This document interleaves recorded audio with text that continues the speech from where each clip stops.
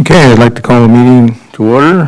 Camarillo Planning Commission regular meeting, September 20th, 2022. And welcome everyone and anyone who's out there tuned in. If we can have Secretary call the roll, please. Commissioner Talmadge. Here. Commissioner Edsel. Here. Vice Chair Vandermeulen. Present. Chairman Espinoza. Here. And we have Commissioner Murphy absent today.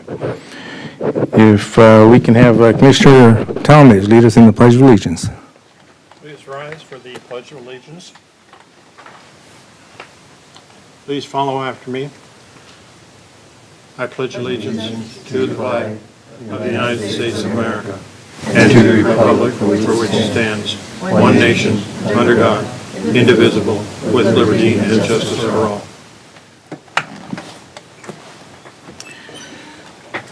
Thank you for that. I'm moving on to the consent item, which is just one item, minutes of August 14th. If we have no changes, objections, go ahead and hear a motion. I'll make a motion to approve the consent item. I'll second. Okay, it's been moved by Commissioner Edsel, seconded by Vice Chair Vandermeulen. Please vote.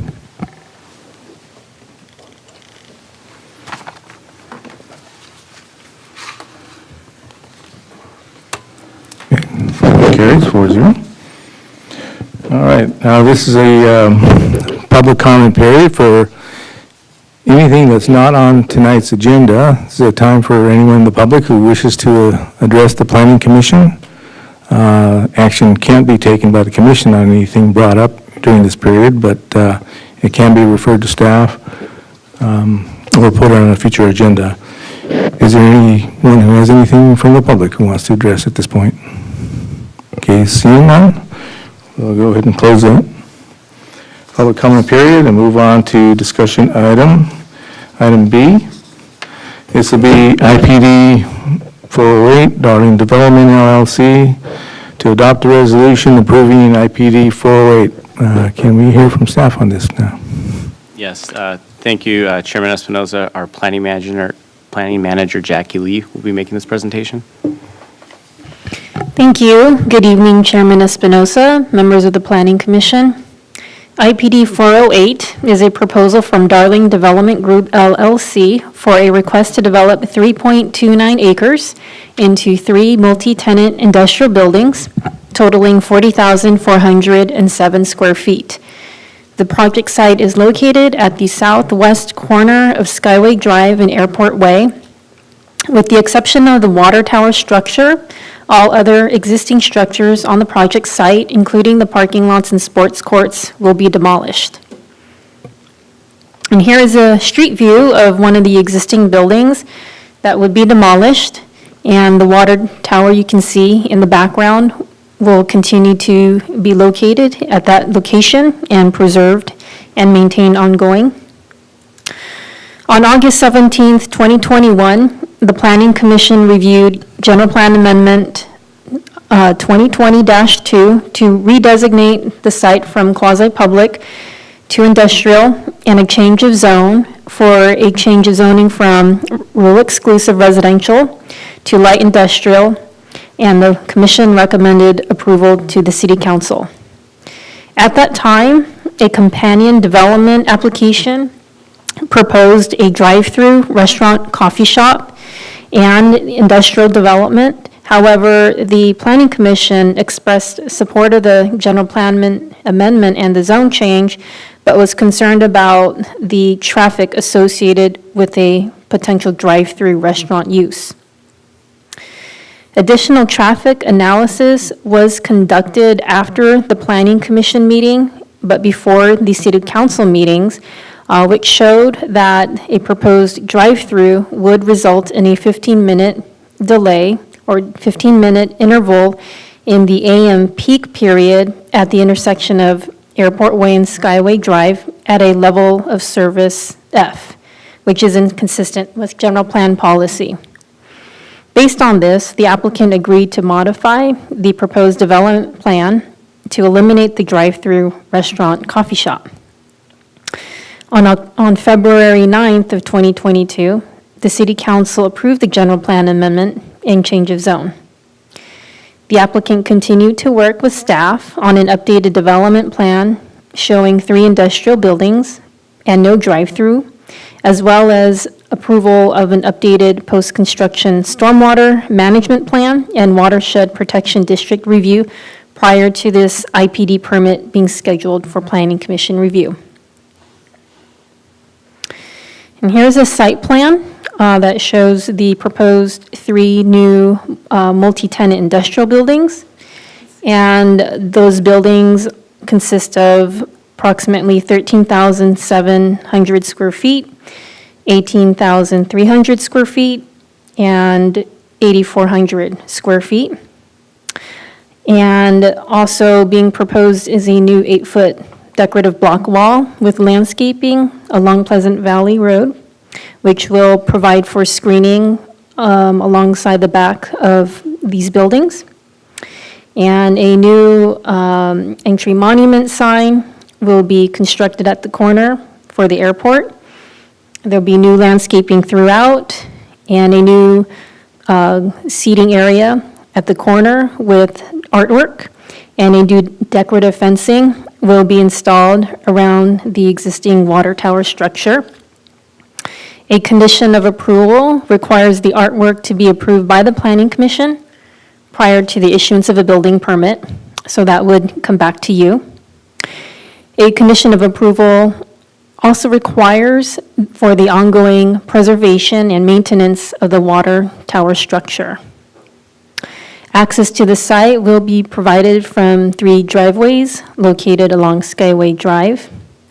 A total of 78 parking spaces are required for the project based on 1 per 500 for industrial use, and the site plan shows that the project will provide 85 parking spaces, therefore is in compliance with the code for parking. The project also will provide 1 loading space for each suite for a total of 18 loading spaces, which will be located behind the buildings in the back here. The buildings will be constructed of concrete tilt-up exterior walls, aluminum frame glazing, and architectural reveals. Each main entry into the building suites will be accentuated by a raised parapet and metal awning that projects from the building. The proposed color palette consists of beige and brown on the main body of the building, with gray accents on the cornice and wainscot. The building heights are proposed to be 26 feet to the top of the cornice, with portions at 28 feet, where the parapet is extended to highlight the main entries. And here is a rendering of the front of Building A, which would be seen from Skyway Drive. The project was previously evaluated under Final Mitigated Negative Declaration 2020-11, which was adopted by the City Council on February 9th, 2022. The M&D evaluated the development of the site into 3 multi-tenant industrial buildings, which is being proposed under IPD 408, as well as the general plan amendment and zone change. The final M&D contains a mitigation monitoring and reporting plan that identifies the areas of potential impacts, mitigation measures to reduce the impacts to less than significant, and a monitoring program to ensure mitigation is implemented. As the project impacts were reviewed previously with M&D 2020-11, no further environmental review is required. In reviewing the application and the proposed plans, staff finds that the proposal complies with the city's zoning requirements and is consistent with the city's general plan. Additionally, the project provides the following benefits. The project will redevelop an underutilized and mostly vacant site with a well-designed multi-tenant industrial development. The project will revitalize the area and includes a new seating area with artwork and a new entry monument sign for the Camarillo Airport. And the project furthers the economic development strategic plan by providing opportunities for business startups and entrepreneurial development. The proposed project also provides for 3 multi-tenant light industrial buildings of varying tenant sizes that will offer local small businesses affordable small space with the flexibility to grow within those spaces. In conclusion, the suggested action by the Planning Commission is to adopt a resolution approving IPD 408. The action of the Planning Commission is final unless an appeal is filed within 10 days of the date of their action. And that concludes staff's report. Very good. Thank you for that, Jackie. Do we have any questions from commissioners? I don't know whether my question should be asked of staff, more of the project proponent, but I'm concerned about preservation of the landscaping, existing landscaping. There was some discussion before about preserving 2 or 3 or 4, some number of trees that are existing, that are heritage age. Anyway, if you could comment about that, please, or Sure. leave that for the developer. Sure. There is a condition of approval regarding the preservation of trees identified in the Arborist report. It's condition 194. And I'll go ahead and read that condition, which reads, "Developer must comply with the recommendations of the Arborist report dated April 8th, 2022, prepared by John Burke, registered consulting arborist, for the preservation of 7 mature ficus trees and relocation of 1 olive tree. Should any of the trees identified in the report for preservation or relocation die, the developer must submit a tree replacement plan for review and approval by the Director of Community Development prior to installation. The tree replacement plan must provide for replacement of each dead tree with a statement tree with a minimum 42-inch box size. Alternatively, each dead tree may be replaced at a ratio of 3 new trees for every dead tree with a minimum 36-inch box size." So yes? Yes, so in accordance with this condition and the arborist report, there will be 7 ficus trees that will be preserved in place and 1 olive tree that will be relocated from its current location to the corner of Skyway and Airport Way.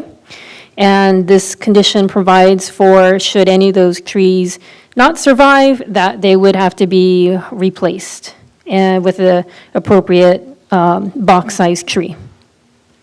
Okay. Is there a code requirement for the number of spaces required for parking? It seems like an awful lot to the south of the site, and it just seems more than what is necessary. Is that in fact true? Does it follow the code, or does it establish a new precedent? There is a requirement for parking in the code, which is 1 parking space for every 500 of square feet, which is the requirement for industrial development. So based on that, they are required to provide 78 parking spaces. They are showing that they will provide 85, so there is a surplus of 7 parking spaces based on code. Yeah, it just seems that there would be an opportunity to not have as much parking space because none of it's ever used anyway, not all of it. And that maybe the south side could be I'll call it, for lack of any other thing, a pocket park or something like that, someplace where people can go and enjoy an afternoon, assuming it isn't 110 degrees, but that there be a couple of places to the south, which is where the parking is designated, if it could be located, 2, maybe 3, since there are 3 buildings, that a small park could be accommodated. I could have the applicant speak to that particular question. However, sometimes what we do run into is when there is no surplus, that they want to put in a use where additional parking spaces would be required, but there is no surplus, and so there would be limitations on certain uses from being able to go in there. So for example, if they wanted to have more than 20% of the square footage going to office use, then they would be able to utilize that surplus so that they can have, more office versus industrial use. Okay.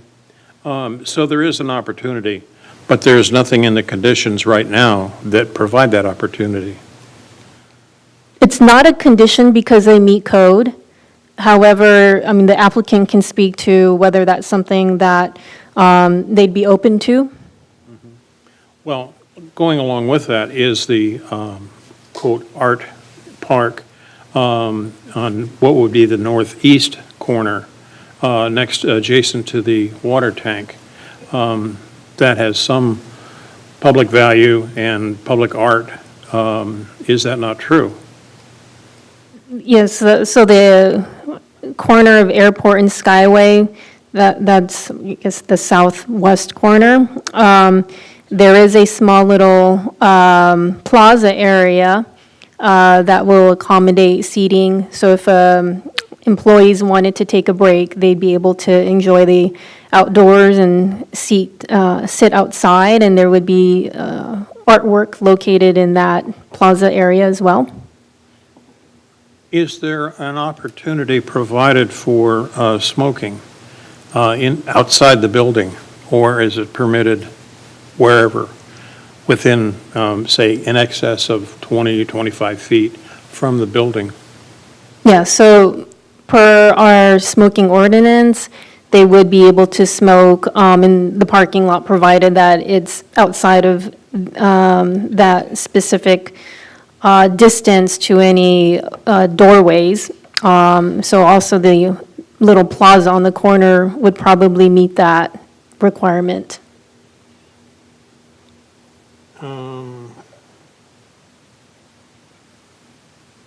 Okay, I'm concerned about the, quote, maintenance, unquote, of the water tank itself. That maintenance painting is required. The tank looks horrible as it exists, and I'm wondering when and if the applicant will be charged with painting it. So the condition of approval speaks to the general ongoing maintenance. There is no requirement at this time being made for them to repaint the water tower. However, if there was, paint was peeling or was in disrepair, then they would be required to provide the maintenance to that. Okay, who will look at that? It would be addressed similar to our typical property maintenance standards. So if there was a maintenance issue, such as the painting was deteriorated where it was peeling or in disrepair, then it would be the community development director that could enforce this condition, that they provide the proper maintenance and painting, whatever's necessary to comply with the condition. Who's in charge of that water tank now? The county or the applicant? It is on the applicant's property. But the responsibility is who? They are currently working with the county on an agreement which is outside the city's purview, because this is more of a private arrangement between the county and the developer for the ability for the county to continue to have their equipment on the tower in exchange for certain requirements from the applicant for use of that structure for their equipment. Right now, it's only pedestrian use. You can't get a vehicle in there, is that correct? In where? Around the water tank? There's a chain link fence around the water tank, so no, there wouldn't be any ability for a vehicle to get inside of it. How will they paint it? How will they perform maintenance if you only walk to it? I don't understand the question. To paint it, you would have to have some kind of equipment to paint it. How would that be maintained? Should the applicant address this question or not? Yes, the applicant can address that. Okay, all right, fine. That's all for now. Questions over here? Yeah, I just had a question on that tower. Is it functional with water, or does it have some sort of historical use is why we want to preserve it? It doesn't currently serve as a water tower anymore. It does not? No? No, but when the property was referred for a general plan amendment by the city council, they did so with the requirement that the water tower structure be preserved on site. So that has now been carried over as a condition of approval on this project. However, the county does have some equipment on top of the tower that the applicant is working with the county on a separate arrangement for continued use of the tower for their equipment. Well, did they made that a condition, the city council, was it because it's a historical structure, or do they think that it would be available for water if they needed that someday, or what was the reasoning for that? More nostalgia, but there is no historic designation on the water tower. Okay. Okay, thank you. Vice Chair?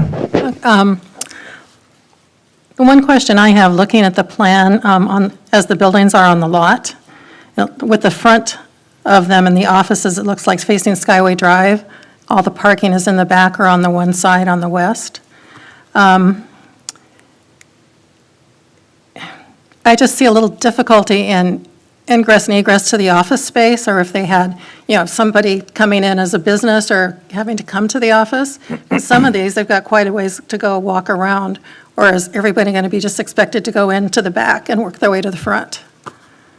Customers, because it's an industrial development, we wouldn't expect to see a whole lot of foot traffic, but customers would walk there's sidewalks alongside the side of the buildings, and then they would walk along this pedestrian pathway to the front of the buildings, where there is a sidewalk that connects to each entrance into the building.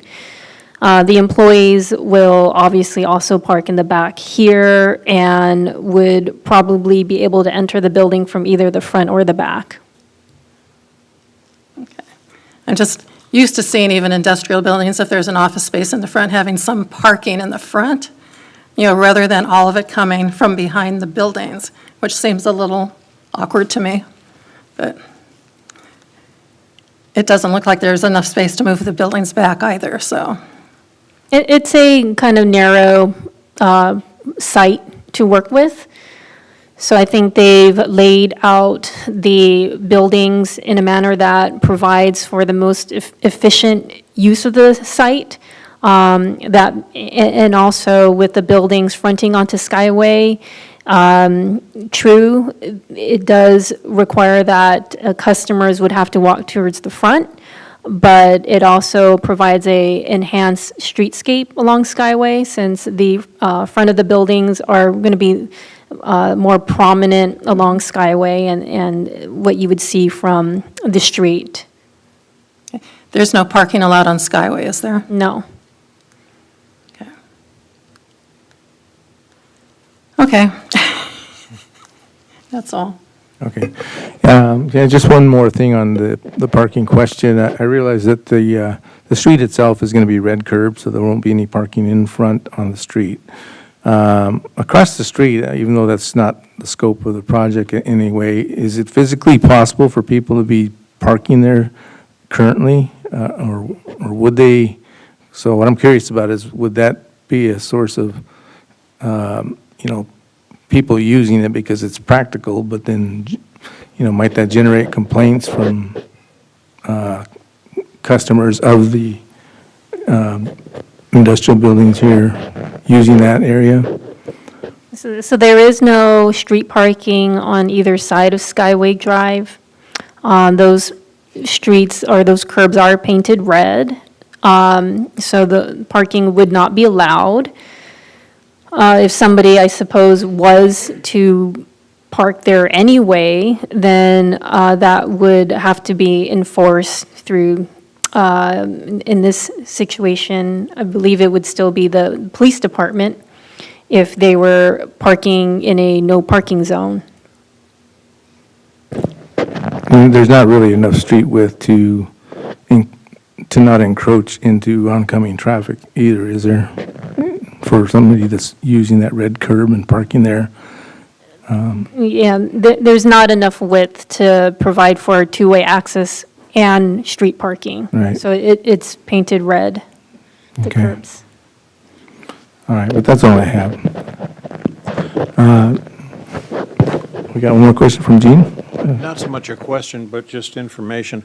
I understood from the previous presentation that there's a beacon or something atop the water tower that is still functional, still in use, and used by aviators in locating the airport in addition to the tower, so that there is a reason for the water tower not to store water, but to house the beacon. So just a matter of information. Is that right? That's correct. There is a beacon for the airport. The airport, my understanding is that that will someday potentially go away, and the airport will no longer need that, but the applicant can probably speak to that. Okay. All right, seeing no additional questions at this time, I will open public comment on this item. And if the applicant would like to address the planning commission? Okay.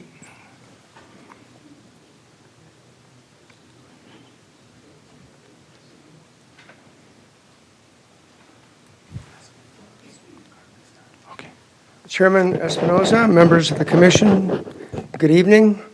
I'm Dick Darling on behalf of the Darling Development Group, your applicant tonight. I would like to also introduce our team, which is here to address any questions and concerns of all types. Our attorney, Chuck Cohen, will be available to answer any of your questions regarding our relationship with the airport management and the water tower. Our architect, Brian Poliquin, PK Architecture, is here.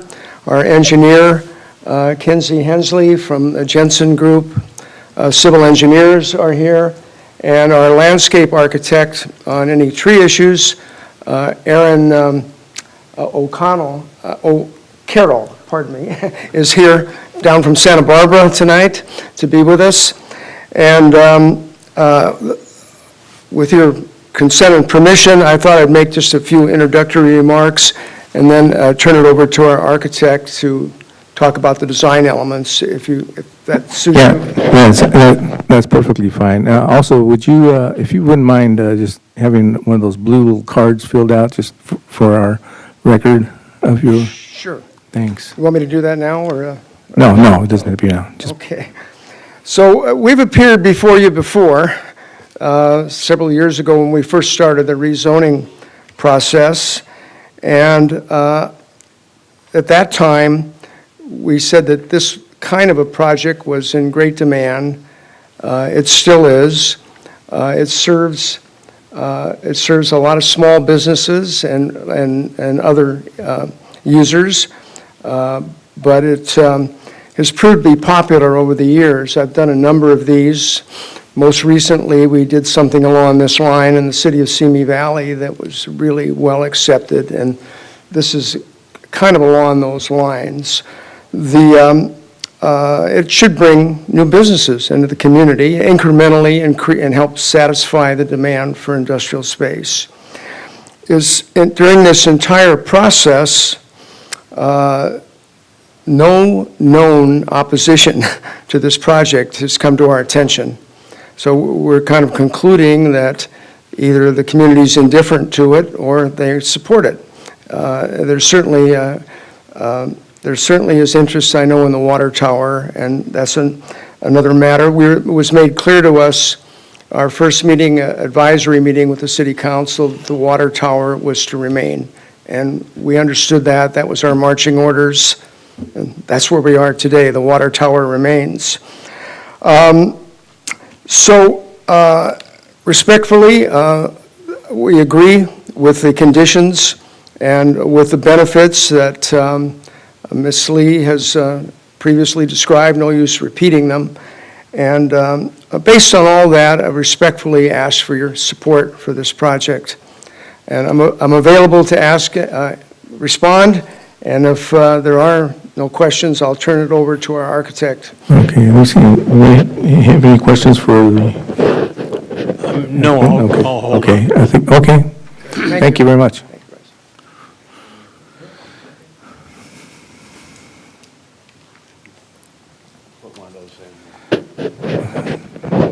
My name is Brian Pollock, I'm with PK Architecture, and Commissioners, we appreciate the opportunity to present the project tonight. And you talked a little bit about the parking. The site is a very narrow site. It was rather tough to get everything to work because of the nature of the site and because we had to respond to the setbacks on the front on the street, setbacks on the rear, and also screening the back from any loading.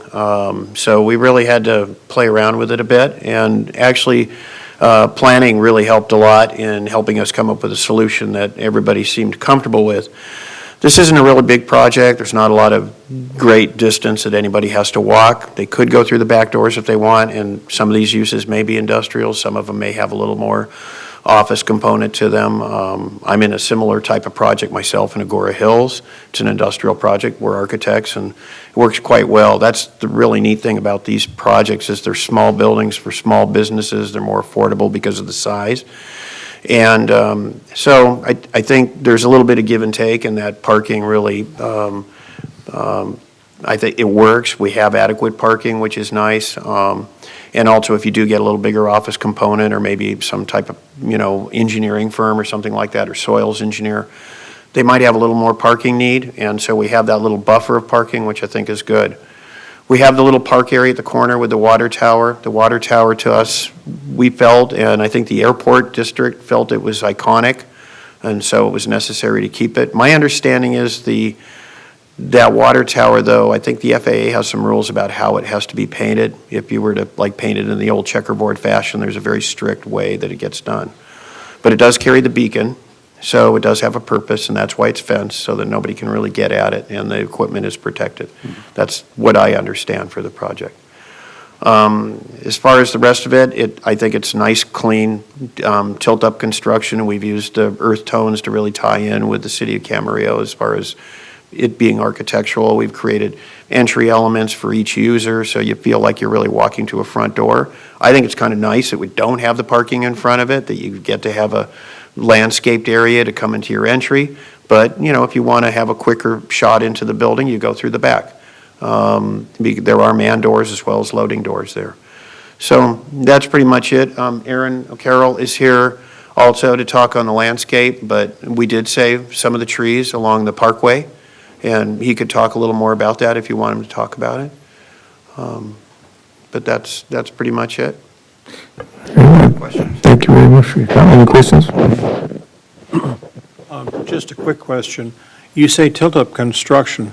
Is the whole thing concrete and then different colors, or is it clad with a different material on top of the tilt-up concrete? It's color, and then we have awnings. The trellis elements are actually attached to it, so they're in a different material. So most of it is reveals and color.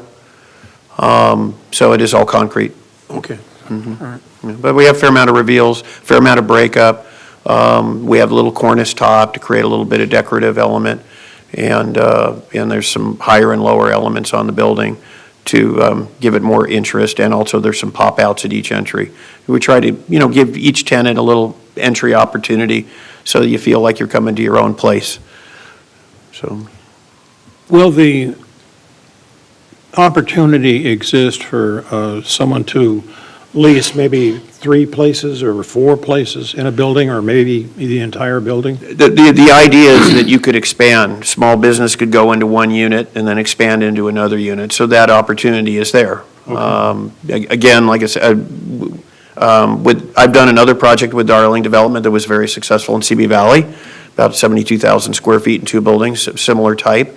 I'm in a similar type of project in Agora Hills. There's always the opportunity to expand and move around. So, that's really the idea, is to give it, they're kind of almost like incubator type buildings where small business can get in there and maybe they can grow until they get to a point where they might need to move somewhere else. So that's the kind of the idea. Right.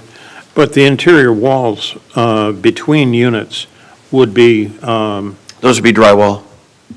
those would be what? Those would be stud and drywall. Oh, okay, So fine. that way you don't have to, we don't have to set with one type. You could have some flexibility in unit size.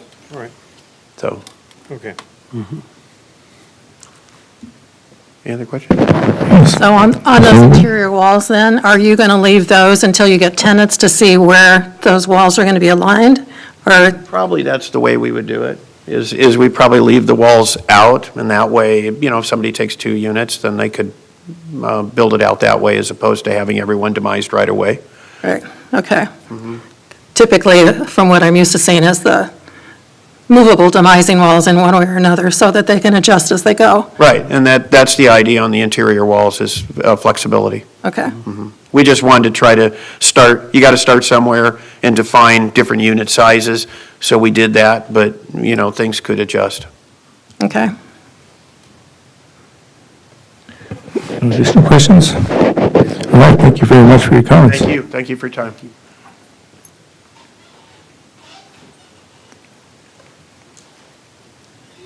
Good evening, Chairman Espinosa and Commissioners. I'm Aaron Carroll, landscape architect for the project. There was some discussion on the existing trees, and what was stated was exactly correct. We're preserving 7 ficus trees along Skyway Drive, and we're going to be relocating 1 specimen olive. And we're, of course, adding more trees to the project, shade trees in the parking lot, some of which are native trees, some are non-natives, and trying to break up that sound wall along Pleasant Valley Road with trees, vines, grasses. I could dive into the landscaping more, but I'll just leave it at that. And if there's any questions on landscape, let me know. Okay, no questions at this time. Thank you very much for your comments. Thank you.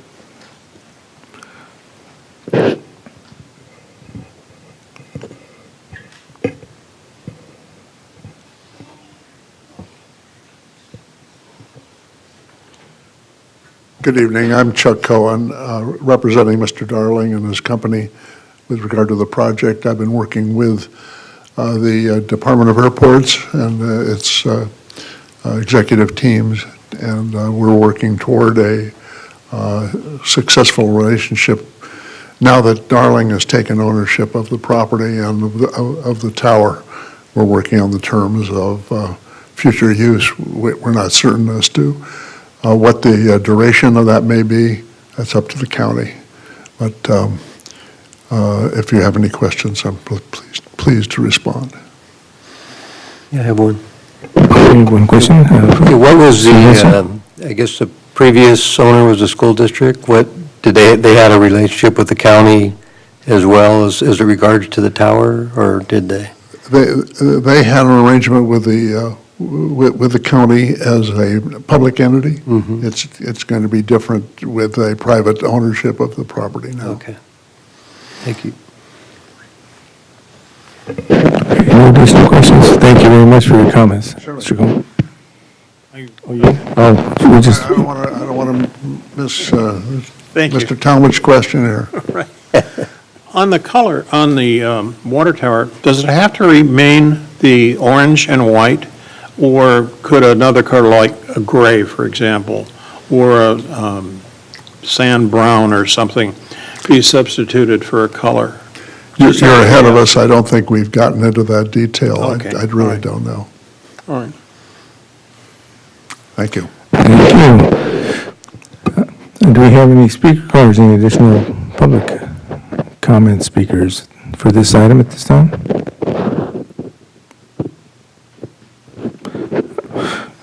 Okay, seeing none, we'll go ahead and close the public comment period, and we'll turn to my fellow commissioners for additional comments on the project. Is it, you have more public comments? Did you? No, they had no additional, is that right? Yeah, Okay. yeah. Okay, so, yeah, my comments, I think it is difficult, narrow site, and I think they did a nice design for what they're working with, and it's certainly a lot nicer what exists there now, so it'll be a welcome improvement. And it seems to be the trend to go with the smaller commercial sites, even they're tearing down Technicolor and putting those in more usable units. So I think it's, the smaller use will attract small businesses, and it's out there at the airport. I think it'll be a big improvement, and I support the project as submitted. Commissioner Towns? Thank you. Despite all my questions, I'm in favor of the project as proposed. I note that we did not have an Architectural Control Committee meeting due to an administrative oversight, and I don't think there would be anything that would come of that discussion anyway. So it wasn't noticed, and I'll just leave it at that there was no Architectural Control Committee. And, but that I don't think we would change anything. That what was proposed in the proposed design is excellent for the kind of use that is indicated there. And it's consistent with the land use at the airport that having an industrial type facility, we don't know who the occupants are of the respective offices, but overall, it would be consistent with the airport, and it certainly beats the heck out of what is existing there, which is an old, dilapidated, torn up, horrible buildings. And I think this represents a significant improvement to that. And so therefore, I'm very much in support of the project, despite all my questions. It's okay. If staff wouldn't mind, I appreciate Commissioner Talmadge's comment there regarding the architectural review considerations, and if we can just hear a few comments from staff on that omission, or if it was an omission.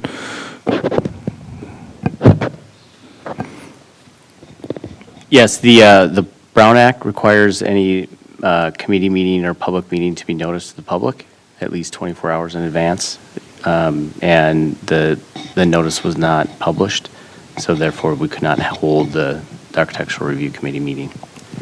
Okay. But we're voting on the architectural as part of the overall Elements, project yes. tonight anyway, correct? Yeah. Correct.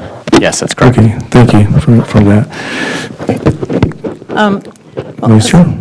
Yeah, as far as the smaller industrial, I do think that Camarillo is doing some catching up to Ventura that seem to have, I can't think the kind of the title on the smaller industrial buildings, but those are also getting older by now.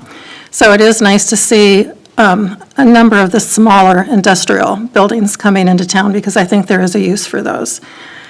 And as far as the architecture, the front does look, even though it's not just plain, it does have some texture to it, which looks really nice. looks, if I'm looking at this right, even on the back, there's some color variation, so it's not going to be all the same along the back when you look at it if it turns out like the picture here. And knowing that it is going to be adaptable to different types of businesses and different sizes. So I still am a little puzzled by no parking in the front, and they seem to be like right on the street, but I understand it's not, with the narrow lot, you can't do much difference with that. So with that, I am in favor of it. It's a nice project. Thank you for that.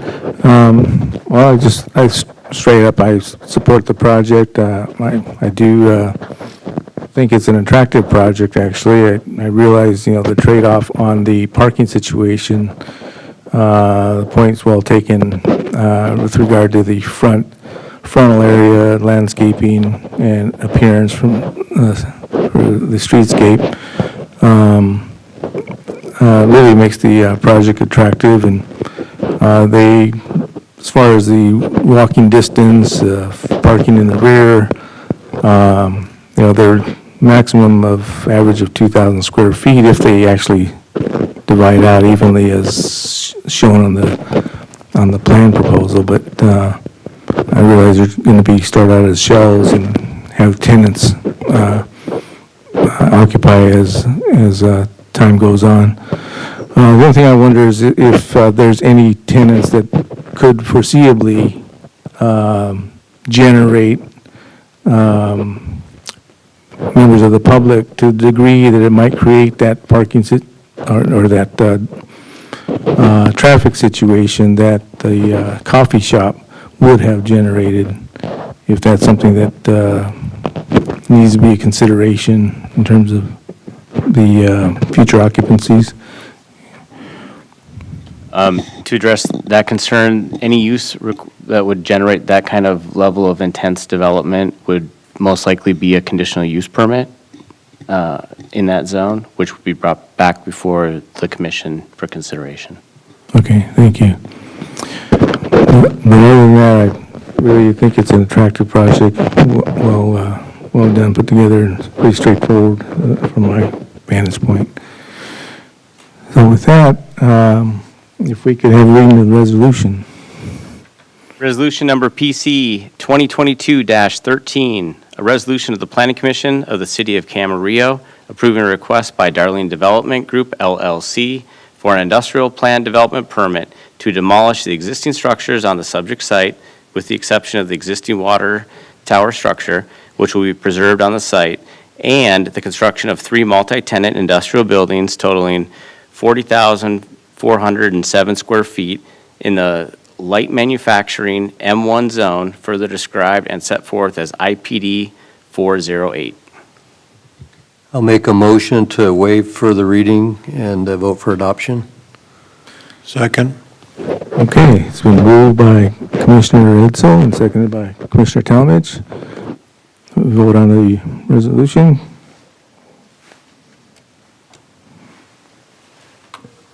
That carries 4-0. Thank you very much.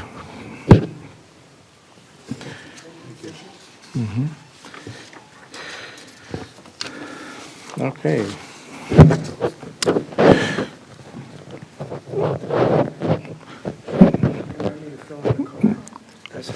Oh, did we? Yeah.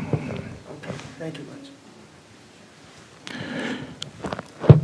So we will move on to public hearings now. Item C, recommendation of a zoning ordinance amendment to create a public initiation procedure for zoning ordinance text amendment. Thank you, Chairman Espinoza. So we're really excited to bring this one forward for you guys' consideration. Currently, the only process that we have in our municipal code to change the zoning development standards in our code are initiated by the city. Now, this before you is a consideration to allow a public initiation process, initiated process, where if a business coming to town wanted to, change a development standard that may be a little old, and not current anymore or no longer really applies to that industry, it gives them a clear path to do that. And to dive deeper into the details of that is our Economic Development Manager, George Winkler. Thank you, David. And hello, Chairman Espinosa and Planning Commissioners. It's nice to meet you tonight. So tonight I'll be going over the public initiation procedure for a zoning ordinance text amendment. So, in summary, the city is considering a proposed amendment to the zoning ordinance of the Camarillo Municipal Code, 19.72, that would create a public initiation procedure for a zoning ordinance text amendment. Currently, just a review, the zoning ordinance text amendments go through Planning Commission and through then the City Council public hearing process. So that's kind of just how we do it now. That's the process that will continue with some amendments. So just some background, in 2018, the City Council adopted the Economic Development Strategic Plan that included the high priority initiatives to streamline and increase the friendliness of the development review process for businesses in the city. And in February of 22, City Council established goals and objectives for the fiscal year 22-23. The economic development goal is to maintain a positive environment for the expansion and retention of existing business through staff assistance and the efficient processing of proposals. The goal is consistent with our economic development strategic plan, which emphasizes efforts to enhance the business environments for new and existing and expanding businesses. Working with city departments and developing and implementing policies and practices that would have a positive impact on the city's business and development friendliness was one of the 6 highest priorities for expanded organizational capacity identified in the summit sessions that created that economic development strategic plan. So staff has identified an opportunity to increase business and development friendliness by amending Chapter 19.72 of the Municipal Code, which outlines those procedures for initiating zoning ordinance text amendments. That process is the instrument for amending the municipal code and is important because it allows for the evolution of our municipal code and for new business uses or modification, removal, or enhancement of development standards or regulations in various zones. So under the current municipal code, if a use is not defined or there's an outdated regulation for an industry, it becomes really difficult for a business that comes in to move forward or implement their business ideas. So currently, there is no public initiation procedure for a zoning ordinance text amendment. Under the current CMC, basically, I already wrote or said all that stuff, so I won't say it again, but the Planning Commission or the City Council has to bring forward a zoning ordinance text amendment or staff. So there's no ability for a member of the public just to walk in and do that. So a solution is creating a public initiation procedure for the zoning ordinance text amendment, which would provide a framework for how new ideas can be explored. Providing this option reduces the uncertainty on how to proceed when an applicant has a new idea that doesn't fit into the existing codes. This will increase the city's ability to be business and development friendly and is good for economic development. So our Economic Development Land Use Committee met on July 22nd, very recently, and we made a presentation to them on this proposed public initiation procedure. The committee unanimously provided concurrence for city staff to prepare a ZOA for consideration for recommendation of approval by the Planning Commission to the City Council. So other jurisdictions, they have zoning ordinance text amendments, and these are just some of our neighbors, Thousand Oaks, Moore Park, and Simi Valley. They all have public initiation procedures. These vary in each city just slightly, depending on when they want to take a payment or which order of operations they go through. But the standard procedure is that the zoning ordinance text amendment goes to Planning Commission for public hearing and then to City Council for public hearing. And the zoning ordinance text amendments aren't adding an extensive amount to the workload. They get about 1 or 2 per year in those cities. So as far as the proposed procedure goes, Staff proposes this following procedure, which is actually in alignment with our City Council Policy 1.01, which talks about the purpose for the Economic Development Land Use Committee. And the definition of that committee, just for your information, is to meet periodically to discuss economic development, tourism, and implementation of the Economic Development Strategic Plan. And they also review and consider initiation of zoning ordinance amendments and other unique land use matters. So various stakeholders from local businesses and economic development related organizations attend those meetings. So it kind of, we're creating a procedure that follows the definition of that committee. So it will help that committee have, or be able to do what it's supposed to do. So the applicant would submit a request if quicker options are exhausted. And they may make a request through a form submission to Community Development Department. After that, staff will conduct an initial investigation and draft a brief report on the suggested ZOA to be presented to the Economic Development Land Use Committee for review. After the initial review, it would be similar to pre-application at no cost to the applicant. And then we would bring that to the Economic Development Land Use Committee. At that committee meeting, basically the committee members will provide feedback on the proposed zoning ordinance text amendment. The process is intended to allow an applicant how to better understand how 2 of the 5 city council members will feel about or opposed to their ZOA. So after the meeting, the applicant will decide if they want to move forward or not with their zoning ordinance text amendment. Then the applicant will submit their payment to the Community Development Department to begin a further analysis and draft the report and ordinance outlining the proposed changes.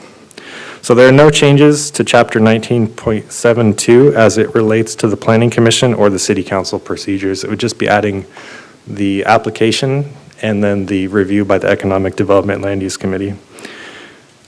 And then after the City Council public hearing, the decision on the subject is final. So this is consistent with the Economic Development Strategic Plan, particularly the categories for business retention and expansion and real estate and community development. As far as business and retention goes, the city has a Get to Yes program, which is aiming to expedite the permit review process through permit streamlining and finding ways to approve projects that are good for the city's economic health. The public initiation procedure provides reduced uncertainty of the process behind ZOAs and increases staff's ability to get to yes, and will have a positive impact on the city's business and development friendliness. As far as real estate and community development goals, it talks about more flexibility in our building codes, and innovation doesn't necessarily fit into molds. And the public initiation procedure will create a procedure that can be used to investigate if a new use or development standard maintains the intent of codes while also allowing for flexibility in how they're met. So as far as CEQA goes, this project is exempt from CEQA. I won't read that whole thing unless you want me to. Okay, good. It's my first time here. Not sure how it works. It's all good. Perfect. So recommendation, at the conclusion of a public hearing, staff recommends that Planning Commission adopt a resolution recommending approval to the City Council of a proposed ordinance amending Camarillo Municipal Code, Chapter 19.72, to create a public initiation procedure for a zoning ordinance text amendment. And that concludes my presentation, and I'm happy to answer any questions. Very good. Mr. Wetzel. Yeah, on that Economic Development Land Use Committee, is that the city council that acts in that capacity? Correct. Are there any other members of the public on that, or is it just city council? No, it's 2 city council members. 2, and then, and so do they have notice public hearings? Because you mentioned that members of the public attend the meetings and you get input? Yeah, that's correct. The city clerk posts it in accordance with the Brown Act. And so there's just 2 members on that? There are 2 city council members, and then members of the public go in and it's more informational updates or public comments. Okay. Seems like with 2 that if I guess if it's a tie, they don't move forward, huh? It seemed like they'd have. So it helps guide the decision. So basically, if somebody were to want to go through the ZOA process and say both of the city council members were opposed. There's still 3 other city council members. So what that means is that the applicant knows that 2 of them will say no, but they may have better luck with the other 3 city council members. So it's up to the applicant still to determine if they would like to move forward, and then it would still go through planning commission and then back to city council. So they'll have a very clear view of the road ahead. Yeah. And then that committee, how long has that existed in the city? That's fairly recent, isn't it? It's probably predated me, so I can't answer that question, Okay. but it has been around since before I've been here, so. Okay, maybe David knows, so, thanks. Jackie may know better, or Tally. It's been around for a while, a long time. I don't know the exact date, but it's definitely been, a committee a city council committee for quite some time. So yeah, it was just called the Economic Development Committee, and I guess 2 years ago they renamed it Economic Development and Land Use to allow for the discussion of land use policy. Okay, great, thank you. Vice Chair? What I'm hearing on this then is that we've had the committee, and we have the city, and city council, and commission, and ordinances, but we really didn't have the tie-in or that final bridge to bring that over. And I look at it as like, it was kind of a missed opportunity then, because you have information or ideas sitting out there possibly, but no way to really get them in or act on them or listen to them. So to me, it just kind of makes sense to be able to tie these together. Otherwise, it's like reading a legal piece and you think it's missing or you don't understand it or something. It's not really clear. So this not only helps to get something new, but also to clarify things if they need clarifying, from what I see. So, and if I'm correct on that, then I think it's a great idea. That's all. Okay. Commissioner Talmadge. I have a couple of questions. Explain to me how this differs from spot zoning. So zoning ordinance text amendment would apply to a whole zone. So spot zoning is just one property in a zone. And so if you were to change the rules for that one property, that's spot zoning. But a zoning ordinance text amendment would apply to a whole zone. So if it's in the M1 zone, it would apply to the whole M1 zone. Or an RE zone, it could apply to the whole RE zone. Wouldn't this be unique to a property owner? And therefore, it seems that it fits spot zoning than not. A property owner could apply for it, but also a group of property owners could apply for it as well. But only as it concerns their property. No, it would apply to the whole zone. So even if one property owner would apply for it, it would still apply to the entire zone. So everyone would get a public hearing notice, and it would not just apply to that one property. Yeah. May I offer an example? So if this process was put into place, let's say there's an industry that, or a business owner who wants to come into the M1 zone, and we have a height requirement of just kind of hypothetically just say 30 feet. But with their systems and their racking and their storage, they need 35 feet.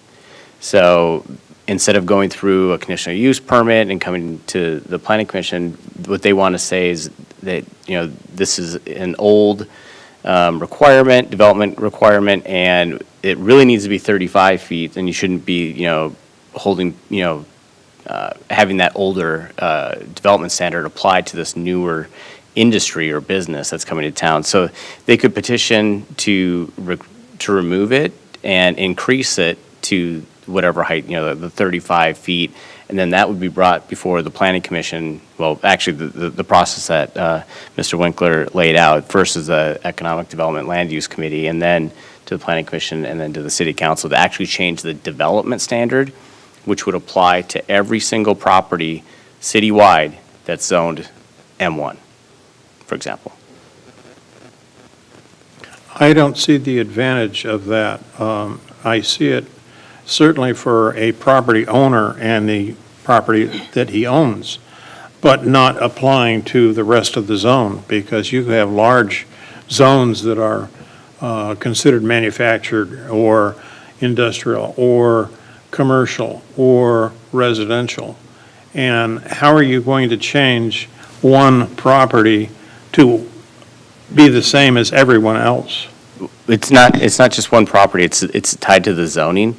So I see what you're saying, they still would have to go through and change the process, but really what that is doing, it's really opening up the door and changing the process for all those other businesses of that type that need, for example, hypothetically, we're talking, that increased height. It kind of paves the way, it changes it, it's a process for, like, say, life science, or, to come in, or some other kind of new, techie industry that wants to come in, and our development standards really don't make it easy for them to come in, or it limits them from coming in and really using the building to what they need. So they can come in and petition the city saying, hey, this is an obsolete, development standard for our industry. We can't come here. That's why we're not here, because of these development standards. If you change it, then it would really open up, and we can go anywhere in the LM zone or the M1 zone, because now you change the development standard. So there's a little bit of effort to change it up front, but it would really open up the doors for more businesses of that type to come into the city and locate and set up shop in town. Wouldn't they have that opportunity now as a application and request a change to the zone, request a change to the conditional use permit, or whatever does apply to the particular property? So right now, no. Why couldn't they? There is no clear process in our code. Our code only says that the city must initiate the change. If a customer, individual property owner, came to the city now and said, I want to change the building height to 40 feet, let's say, and it was 25. What you're saying is all M1 changes to 40 feet, vice 25 feet, not just this one property, but all properties. That's correct. What is the experience, you referenced the city of Moore Park, city of Thousand Oaks, others. What is their experience with this change in land use text?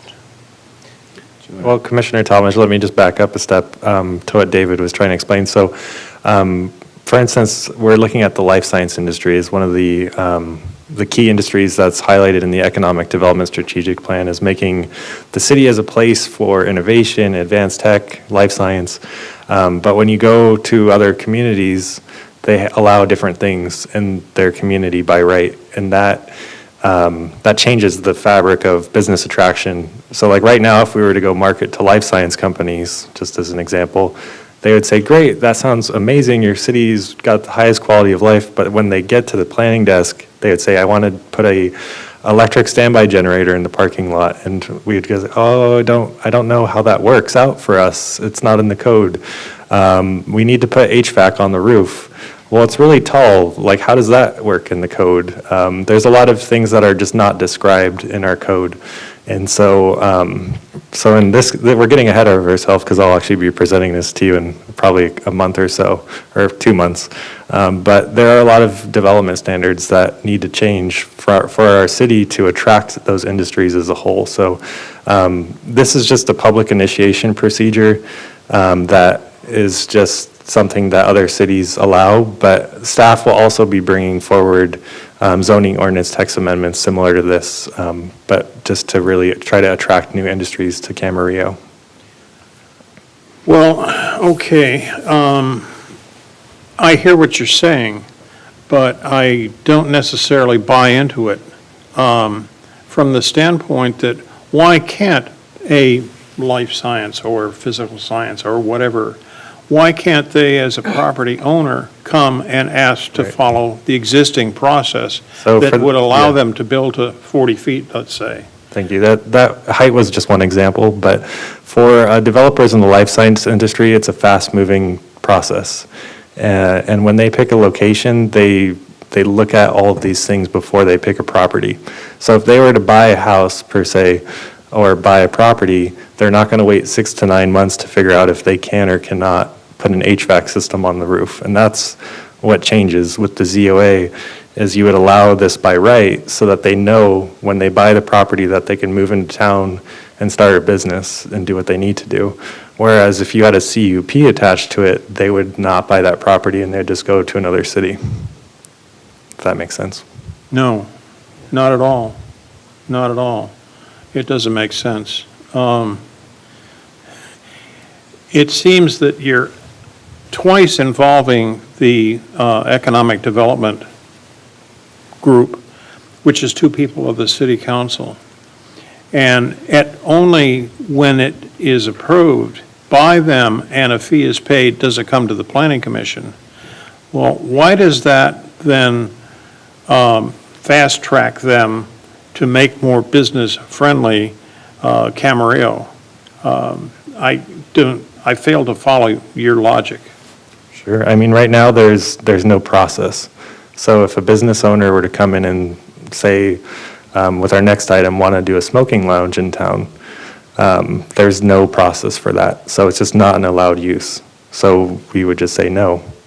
It may potentially be a use that the city wants. So this establishes a procedure for the public to come in as a property owner and say, hey, I own this property, this is what I want to do.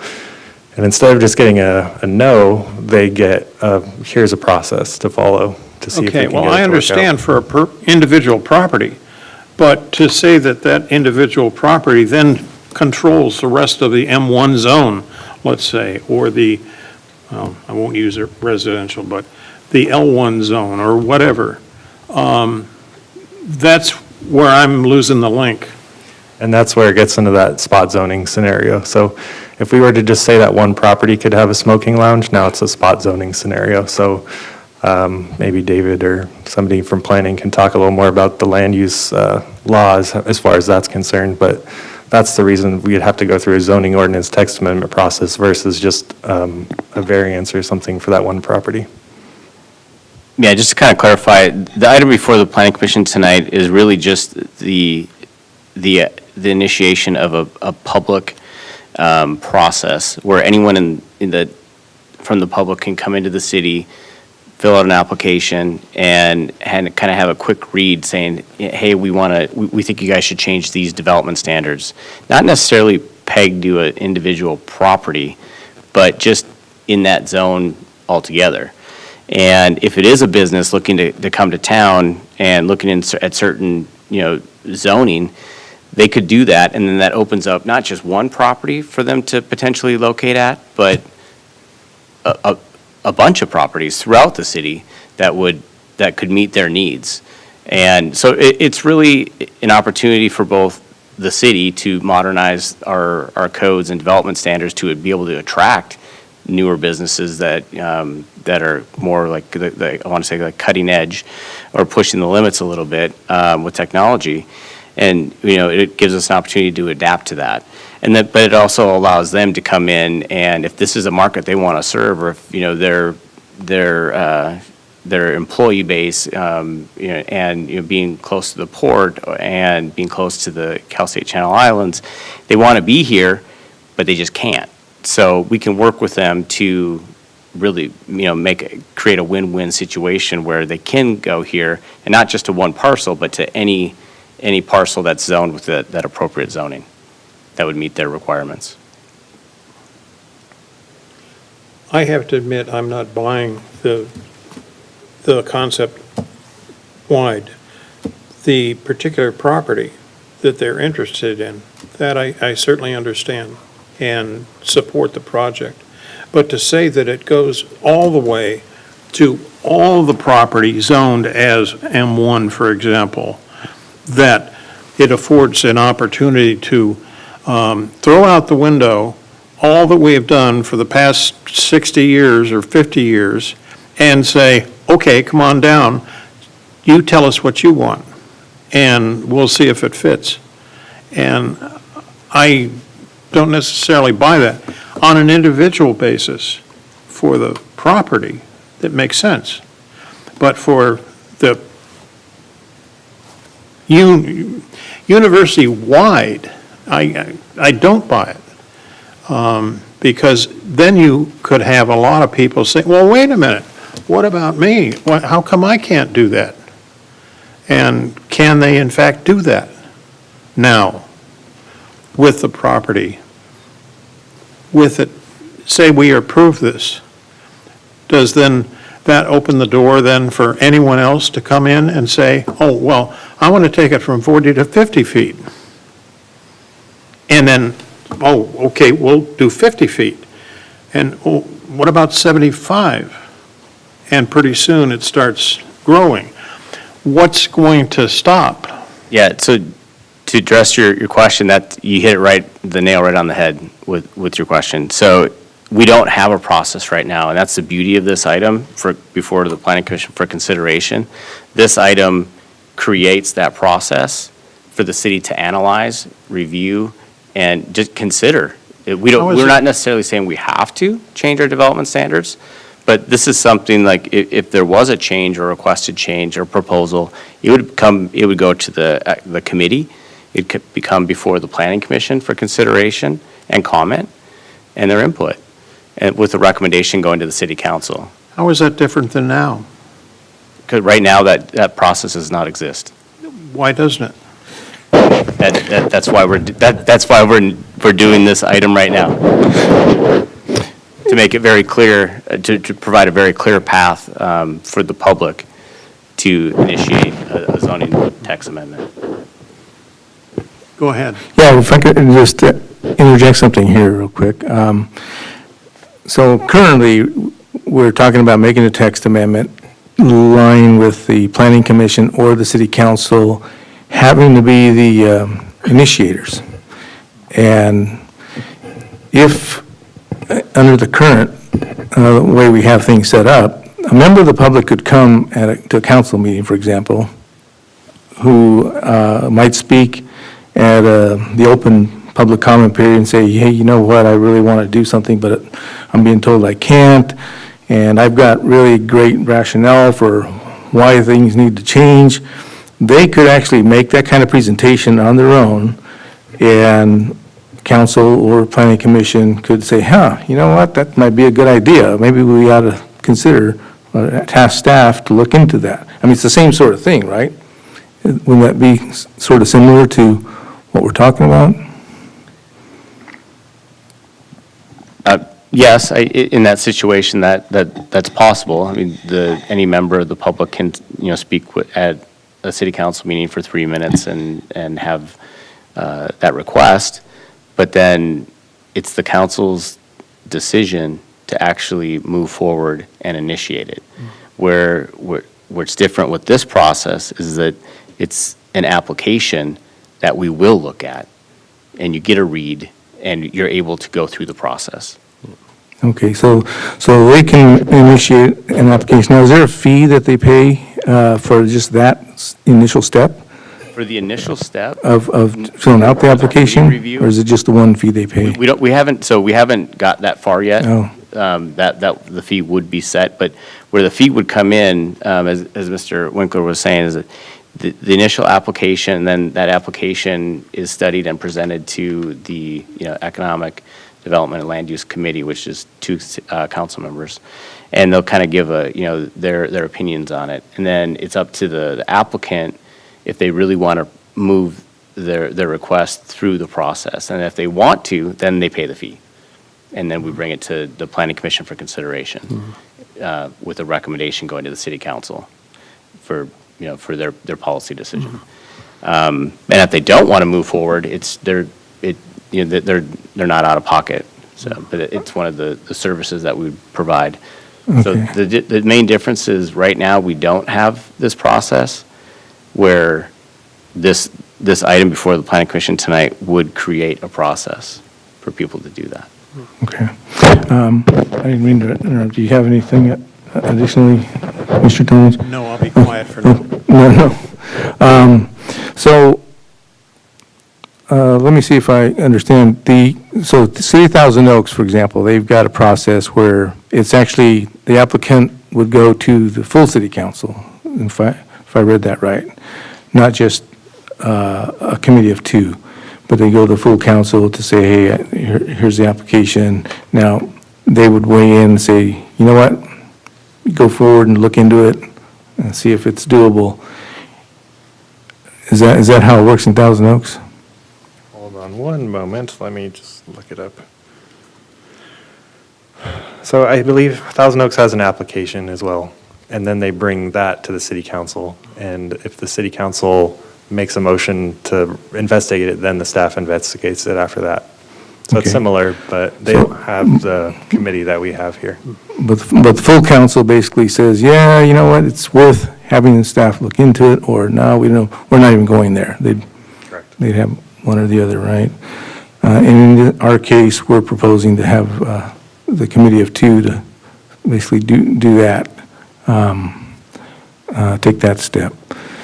Now, they talked about a deposit in Thousand Oaks. Is that where the person would pay money up front, but not actually, if it's rejected, they would not actually have to pay ultimately if it is rejected?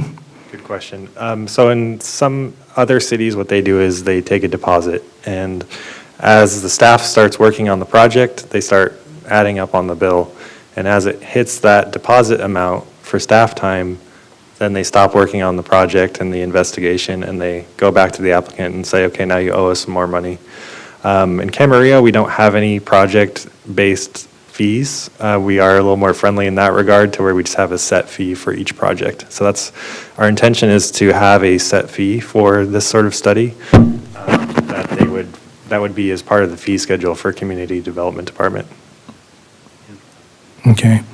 I mean, I appreciate what they're trying to accomplish here in terms of, trying to create meet the strategic plan and create a more business-friendly environment. But you had to consider, was there a downside? Was there a Pandora's box we may be opening here? Could the public abuse this avenue we're giving them? What was the discussions along those lines? With the other cities, it's a very limited amount of people applying for these. So as they come, they take them, and there's a process. So if it's about like the building height and you don't want it to go over a certain amount, the commission and the city council can easily say we're not interested in that. So the process itself allows for this discovery and these things to be known by staff in a documented way. Okay. Yes, Commissioner Edsel. I kind of look at it different.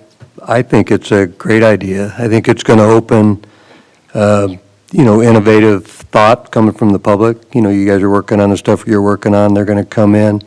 They can initiate it, which they can't do now, and it's still subject to review and scrutiny. So if it's a crazy idea, it's not going to get past that. But I think it's going to open the door for the city to get a lot more ideas and things they haven't thought about that'll, stimulate business, some new ideas coming into town, and it gives them a process to initiate that.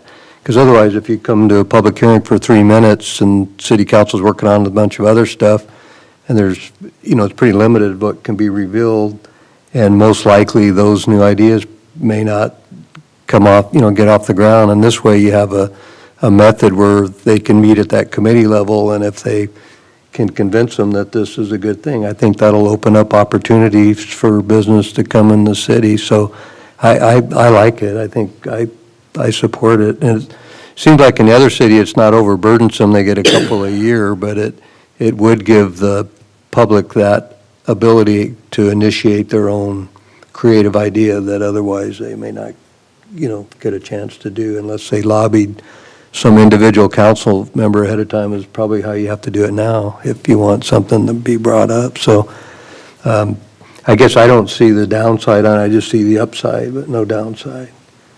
Yes, Yeah, I'd like to add to that is what I see as updating, modernizing, and clarifying the ordinance, and also a way to get ideas in. For instance, if you had a commercial area or an industrial area where you had a high vacancy rate, all of you sitting here might have ideas of what could go in there, but you don't really know what some of those ideas are until somebody comes in and asks for it.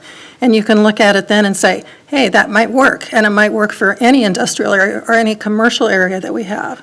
So to me, it's a way to gather information. It's not that they have to act on it, but gather the information and other ideas of uses that might benefit us in a way, filling in these areas that have high vacancies. So, let me see. It was stated, I think that when they come in too, that the committee and then the planning commission and the city council will have to look and see, is there a reason for this? And is it viable? And is it going to go with the other properties? But you do have the chance of hearing things that you wouldn't think of as being viable to fill those buildings. So that's what I'm looking at, as a way to get ideas in and improve the status of how our buildings are used and bring people in and businesses in. So for that, I think it'll serve that purpose. Your process. So one last thing I wanted to ask is, I assume you reached out to the cities that don't actually have this process in place, and I'm curious, because Thousand Oaks and Moore Park, they've got pretty sound economic base, and yet they're pushing forward with more open ideas. Did you get any sort of like feedback as to why the other cities haven't visited this idea? I am sorry, but I have not found another city to discuss that does not have this process. I just spoke to the ones who do have the process. So, okay. All right. Do we have any additional questions for staff at this time? Okay, seeing none, we'll see if there's an open public comment period on this agenda item. Do we have any speaker cards? None. Okay, seeing none, we'll go ahead and close public comment on this agenda item. Do we have a card?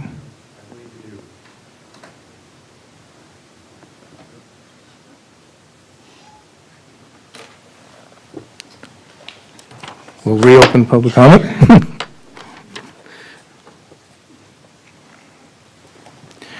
Mr. Chair, members of the commission, Chuck Cohen from Thousand Oaks. Your question was germane to me, so I thought I Okay. might just help facilitate.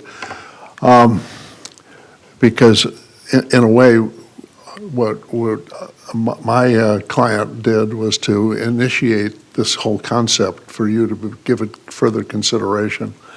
You might notice that the other three cities that already have adopted this kind of approach are all non-charter cities. The charter cities probably have this within their charter to be able to do this with or without further legislation. I don't know the answer to that, but I do know that the non-charter cities, Camarillo, Moore Park, Thousand Oaks, Simi Valley, have taken this on, because what it basically does is equates the ability of a private citizen to have the ability to bring this to the attention of the city, just as a member of the city council would. And your point is certainly well taken. I could go to a mayor in Thousand Oaks and say, I've got this idea, would you initiate it? And he can also say, no. I could go to the other four councilmen, they could say no. But I would still, under this situation, have a right to at least bring it to a public hearing for the public to give it consideration. Mr. Talmadge, your concern about the application of this as being controlling of other properties, basically it's not controlling. All it does is open up the opportunity for them to be able to utilize it if they choose. The next public hearing, I don't mean to step over, but it might be somewhat of a explanation. The reason that we brought this to the attention of the city is that my client's property is in the LM zone. And we found out that what he wants to do is not a permitted use in the LM zone. But the reality is, it was just not considered in the LM zone when that zoning matrix of uses was put together. It is allowed in the M1 zone. So there's no qualitative difference with respect to why it should be allowed in one use in one zone and not allowed in another zone. So it gives the ability to be able to make corrections where the zoning ordinance is either obsolete on a point or is unclear on a point. So just, and the reality is that we couldn't move forward with what we're trying to achieve, which is to bring the two zones into conformity with one another. We couldn't achieve it unless the city has this tool already available to it in order to be able to at least consider it. At least consider it. That's basically all that we're really asking for. So thank you. All right. If I can answer any questions, I'll be happy to. No, thank you for your comments, Mr. Cohen. Okay, so with that, we will go ahead and close public comment. Any additional from commissioners? Yeah, I support it for the reasons I spoke of. I think there's still going to be a real good checks and balance because it's got to still go through a process, but it allows an individual citizen to initiate it, you know. So I think it'll create new ideas and new opportunities, and anything that's good for business and the chance for improving business, I think is good for the city. So I support it, and I think it was well-written. So anyway, those are my comments. Okay. Vice Chair? And I support it for those same reasons, because I do see it as an opportunity to hear other ideas that we might not consider otherwise. And when I've looked at a lot of, when I worked for the assessor's office, in my industrial area and commercial area was in Ventura and then in Oxnard, looked at all the different uses they had in some of their industrial areas, from small industrial areas to big buildings and such. It was a broad range of tenants that they had. And if we don't listen to some of these or get a chance to hear some of these different ideas, they might be different and give us a chance to bring in more customers, more businesses. And I just see it as a good way to do that, to get some additional ideas and uses of our facilities throughout the city. And if we can bring business in, that's good. So I'm in favor of this. Commissioner Towns? Notwithstanding all of my comments to the contrary, I am in support of this particular change in the policy. It does afford us, the city, an opportunity to hear land uses and development opportunity that may not be otherwise evident. The individual project could be very, very frustrating. This simply allows a process to begin, and the relative merits or demerits of the project can be developed in time with the review by the committee, 2 members of the council, and then the planning commission, and then ultimately the full city council. But not having the opportunity to do this, in other words, leaving things the way they are, is, I think, antiquated, and we do need to have the change. So my wire brushing of the comment was not antagonistic at all. It was more just to drive to the point that there are other considerations to think about, but opening the dialogue in this regard, I think, is fully supported by the commission, at least by me. Thank you. Thank you, Mr. Towns. I don't really see any problem with moving forward here and supporting this. I think that, you know,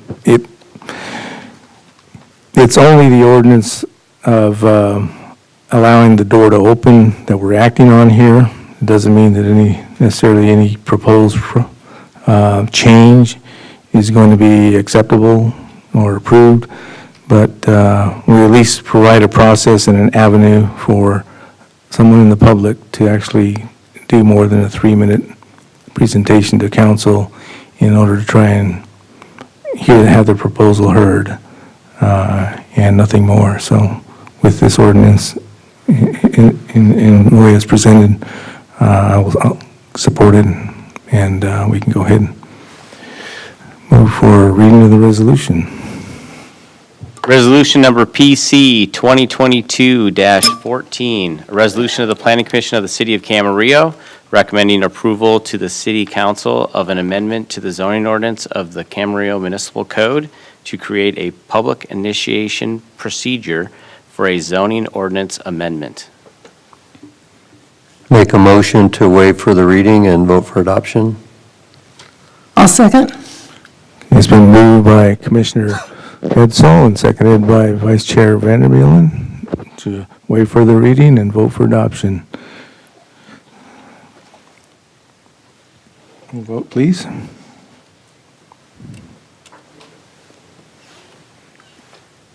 Okay, motion carries 4-0. Thank you very much for your presentation, for your work on this.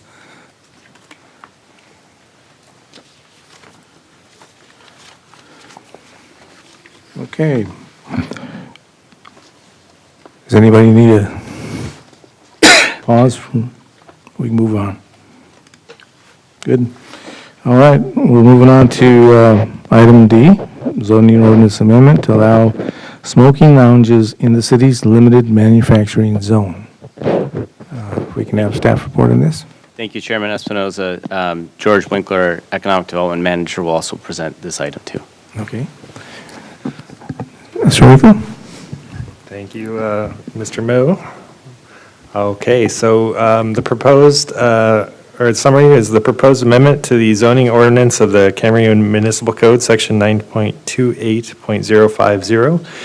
It would add smoking lounges to the city's LM zone as an allowed use subject to a conditional use permit, and adds provisions for smoking lounges with the addition of Section 19.62.155. Additionally, the ordinance amends Chapter 9.24 of the Health and Safety Code, removing the requirement for a smoking lounge to be the only tenant or use in the building, which is 10 feet from other buildings, and Chapters 9.24 and 9.36 redefining smoke lounge by amending the revenue requirement tied to the sale of smoking products and paraphernalia. So we have already went through this, so I won't go through that again, but the Planning Commission looks at the zoning ordinance text amendment, and then it goes to the City Council. The LM zone is intended to provide for and encourage planned industrial districts compatible with surrounding or abutting residential zones, which would not in any way depreciate the character of the community. Uses are to be confined to those administrative, wholesaling, warehousing, and manufacturing activities that can be carried on in an unobtrusive manner, and to certain accessory facilities that are necessary to serve employees in the zone. So that's the definition of the LM zone. You'll see here on the map, the light blue areas are all the LM zones in the city of Camarillo. Most of those are south of the 101 freeway, pretty far removed from residential communities, with the exception of the one off of Santa Rosa Road, which has some uses next to residential.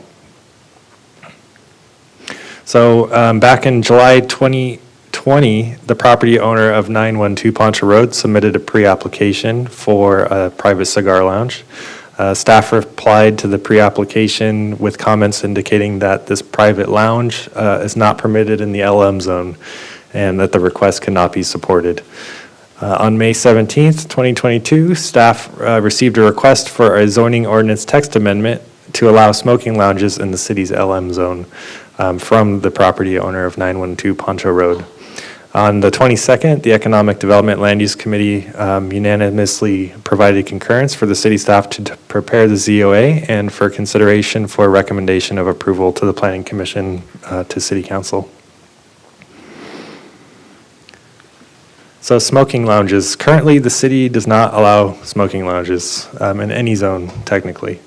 So while not currently permitted, smoking lounges are defined in chapters 9.24 and 9.36. And technically, they're a little different, the two definitions. So our recommendation is to make the definitions the exact same. But we define smoking lounge as a business established for the purpose of providing customers with a place to purchase and smoke any form of tobacco or electronic smoking device product and/or purchase smoking products and paraphernalia, and which generates at least 90% of its revenues from the sale of smoking products and paraphernalia. So there is a workplace smoking exemption. It's AB 13 from 1995. It restricts workplace smoking. However, per Labor Code Section 6404.5, a smoking lounge is not considered a place of employment and is exempt.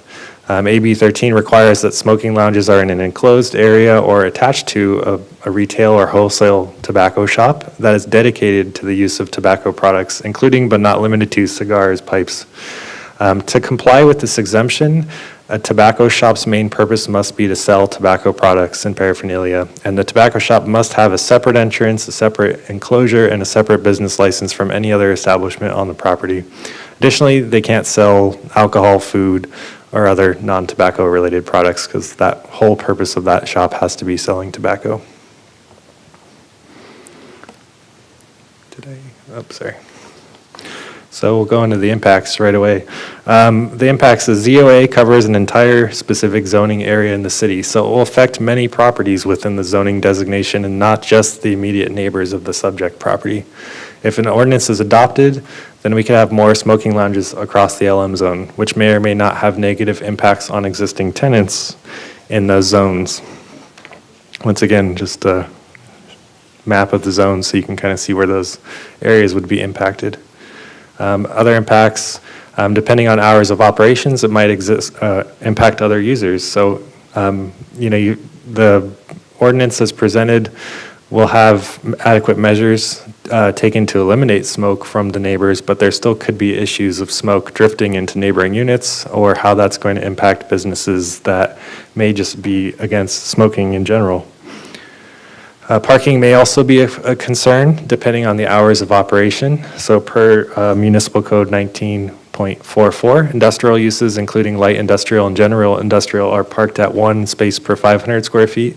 And this use would be subject to different uses, which is commercial parking standards at one space per 250 square feet. And also, it's worth noting industrial vacancy rates are at record lows right now, 1.6% in the last check I've done. And increasing different types of uses, it could possibly reduce the vacancy rates further, making it harder on business types like life science or advanced manufacturing. So other jurisdictions, currently there are other cities that have examples of smoking lounges, even though Camarillo does not have any. For instance, Simi Valley Cigar Factory Lounge is located in a multi-tenant building, and it's in a commercial space. Thousand Oaks has Old Oak Cigars and Liquor Co., and it's located in a single-tenant building in a commercial zone, and it's surrounded by auto repair shops and gas station. Ventura Cigar Lounge is located in a multi-tenant building in a commercial zone. And Woodland Hills has the Sticks Private Cigar Lounge, which is in a multi-tenant building in a commercial zone, which is immediately adjacent to a residential zone. So the proposed ordinance, for it to be effective for this, we'd have to add it to the Camarillo Municipal Code, Section 9.28050, for uses subject to conditional use permit. An amendment that would add smoking lounge to the list of uses subject to the conditional use permit in the zone is required. So that's one change required. We would have to change the definition of smoking lounge. So as I mentioned, the AB 13 has the definition, but it does not have a particular sales threshold tied to the revenues of tobacco and smoking products and paraphernalia. So with a business model for a smoking lounge, it maybe sells memberships, but it's totally around the idea of selling tobacco, so just not trying to pigeonhole them. So the proposed ordinance amends the definition to a business established for the primary purpose of providing customers with a place to purchase and smoke any form of tobacco or electronic smoking device product and/or purchase smoking products and paraphernalia, and which generates the majority of its revenue from the sale of smoking products and paraphernalia.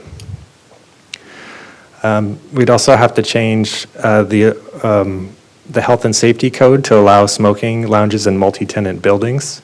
So this specific property, which applied for the zoning ordinance text amendment, is a multi-tenant building. And as such, in Chapter 9.24 of Health and Safety Code, it require an amendment to allow smoking lounges to be in a building with other tenants. Currently, 9.24.030 says permissible smoking areas only allow for smoking lounges that are located in a building with no other businesses, uses, and the walls of the building are at least 10 feet from any other building. The proposed ordinance amends this section by removing that requirement. There's also provisions that we've added in the proposed ordinance as section 19.62.155. And here's a list of those provisions. At the time of writing this document, I am too old and I didn't know you had to be over 21 to smoke tobacco anymore. So we've actually recommend a change to that if this moves forward. Right now it says no persons under 18. We recommend it says no persons under 21. Warning signs at entrances prohibiting individuals under 21, no cannabis permitted, no food and beverages to align with that definition. They have to filter all of the exhaust air in alignment with the building codes, and it's not to be recirculated into the same building. Maximum size of a smoking lounge is 3,000 square feet because we don't want smoking lounges to take up a whole industrial building and have it get out of control. Commercial general retail off-street, one space per 250 square feet would be the parking requirement. And then in consistence with other cities that have smoking lounges, city staff would be allowed to enter the building at any time for inspections with no interference by the property owner. So they just have to be allowed in there to make sure they're in compliance with all the codes. The property owner would not be able to transfer the CUP to other properties. It would have to just be tied to that specific property, and they would have to alert the planning director within 30 days of moving to a new property, or closing the business, I should say. And the CUP could be revoked at any time for non-compliance, that's written in there. And the smoking lounge door has to be closed at all times, and the smoking has to occur inside of the building. So those are the provisions we've drafted. So once again, this proposed ordinance is exempt from CEQA. And the recommendation is for the Planning Commission to discuss the proposed amendment, and if appropriate, you may adopt a resolution recommending approval to the City Council of the proposed ordinance amending Camarillo Municipal Code, Chapter 9.24, 9.36, and 19.28, and adding Municipal Code Section 19.62155 to allow for smoking lounges in the LM zone. That concludes staff's presentation. Okay, thank you for that. Question, Commissioner Talmadge? Why is the particular project exempt from CEQA?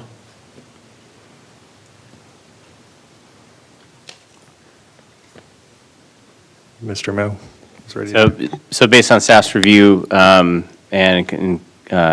consulting with our city attorney's office, we determined that it was exempt from CEQA, as this is just adding the use onto it, and as if it does become a permitted use or a conditional use permit or a conditional use in the code, then that would be brought forth and reviewed for CEQA at that time also.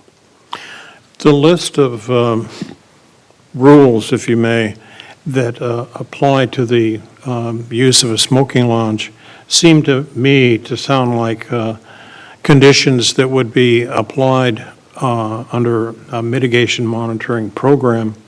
And therefore, I feel that there should be a mitigated negative declaration prepared instead of an exemption to CEQA. Comment? I'm sorry. I don't know if this is working. Well, again, I don't, we're just suggesting this is just an amendment to the code to allow people to bring the projects forward. It is not a project in and of itself, and therefore, it is not a violation of CEQA in that you're amending the code. If someone were to bring a project forward, then you would want to have a negative impact declaration. I can see your point there. Right now, though, all they're proposing is that we amend the code to allow people to bring such projects forward in an LM zone. That in and of itself is not a violation, or at least that's what that's our opinion, is that in and itself is not a violation of CEQA. Agreed in principle. I was reacting to the fact that a property owner at 904, what is it? Anyway, a particular property owner was requesting this change, and therefore, I think it should be a mitigated negative declaration. Is what they're asking the staff to do to approve this particular project, or recommend approval of this particular project, or just recommend approval of the zone change? It's just recommended approval of the zone change to allow this use. So in other words, if the project were to go forward, they would still have to bring that forward separately. Yes. Okay. So again, I stand by what I said before. If they come forward and bring their particular project forward, then I would agree with you that should certainly at least be looked into whether or not we get a negative impact. But just for revising it to allow this kind of use, if someone were to come forward with it, that in and of itself, I don't think is a violation of CEQA or needs a negative impact declaration.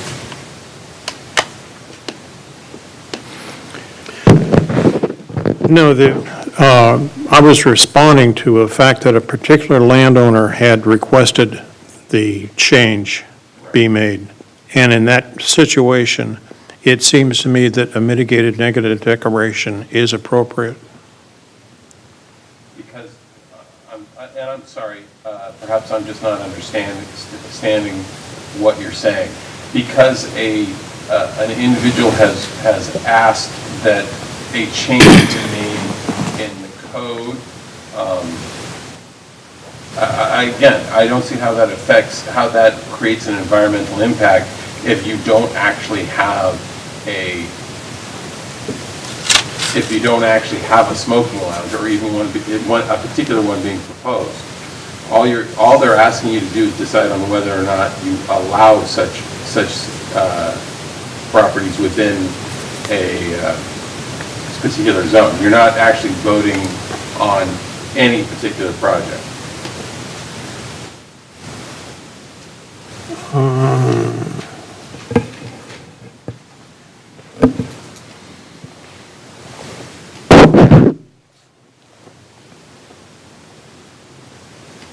I'm looking at something, just a minute.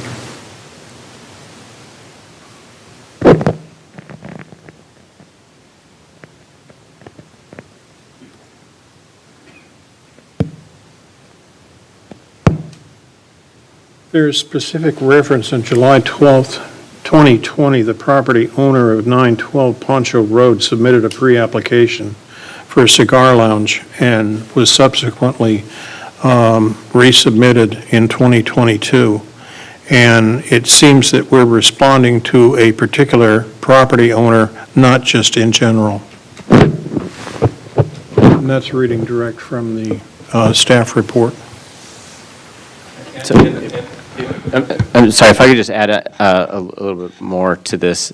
So kind of going back to the previous item, the Planning Commission considered, this was not allowed currently in that zone. So, and there was no clear path for the property owner to of that location to initiate the text amendment, so the city is bringing it forward. Now, this use is not specific just to that property. The person could be, live outside, or operate outside of the community, but they're trying to change it for the LM zone citywide. I totally understand, Mr. Talmadge. I think the point that I'm unclear about is if it is generated by an individual property owner who wants to eventually conduct a business in an area where he's currently not allowed, I mean, we have not yet, all we did previously was vote on a recommendation to make to the council, and the council still has to, and there's 3 other council members that still have to be added into this process of approving what we've already acted on. So we haven't even gotten there yet in order to allow any individual to bring anything forward at this point. I mean, it seems like we're getting ahead of ourselves. So you're correct in the statement that we don't have that process in place, and that's why the property owner is not initiating it.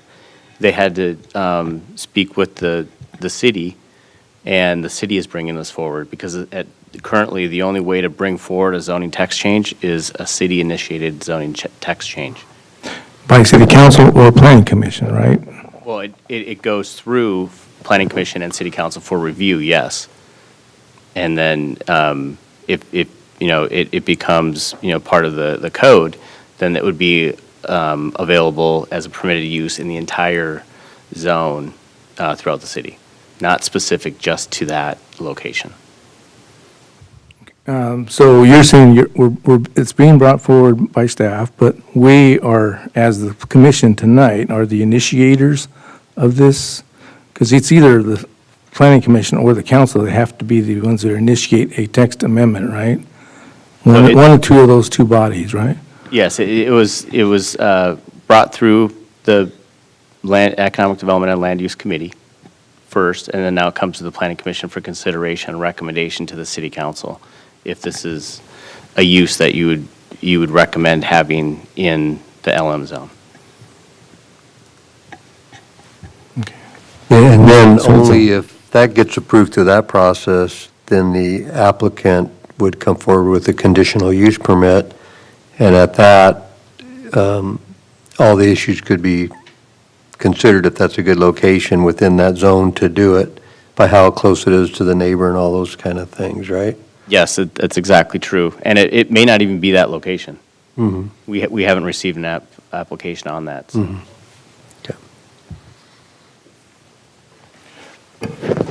Mr. Thomas? I'm not convinced. I read the staff report, and we are responding to a particular request from a individual property owner, and it was presented July 22nd, 2022, presented to the Economic Development Land Use Committee, which unanimously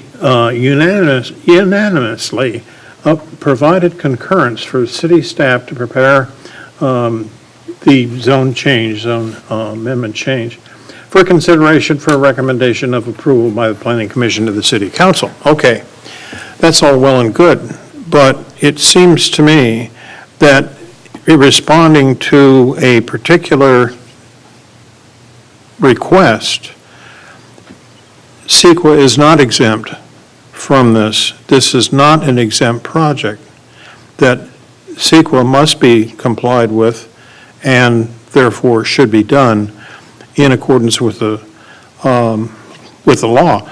Because what this is saying in so many words is the guy next door, the guy down the street, the guy across the freeway, he can suddenly say, oh, door's open.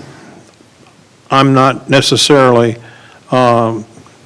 in compliance with CEQA. To heck with it.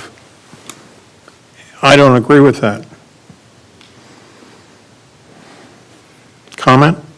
Are you asking me for one? Yes. Very well. CEQA applies to discretionary projects. Yes? This is not a project, this is a zoning amendment. If they come forward with a project, we can then do a CEQA analysis on that particular development.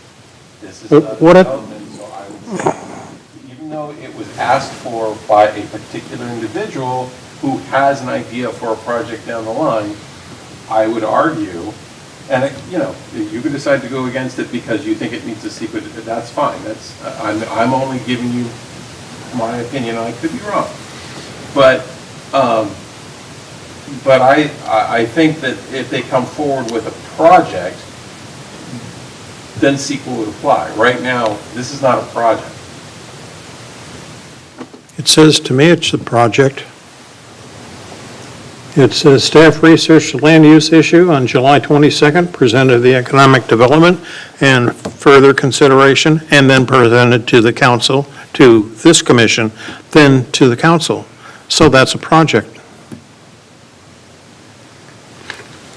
And it talked specifically about this one landowner at 912 Poncho Road.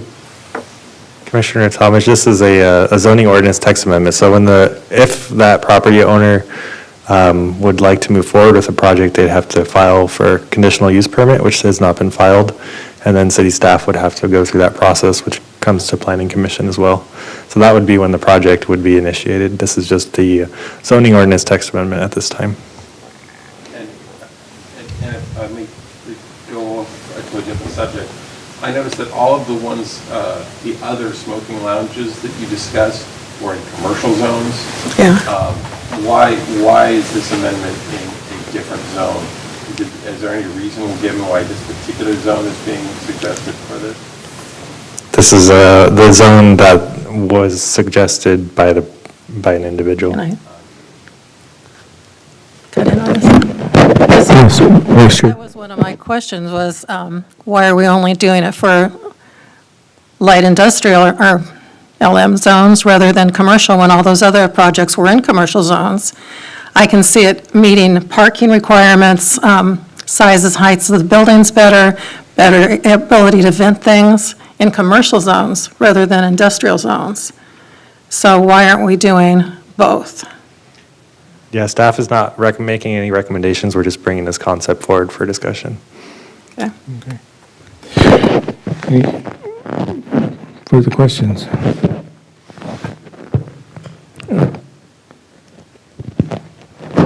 Ms. Rizzo, do you have something further? No, I think Mr.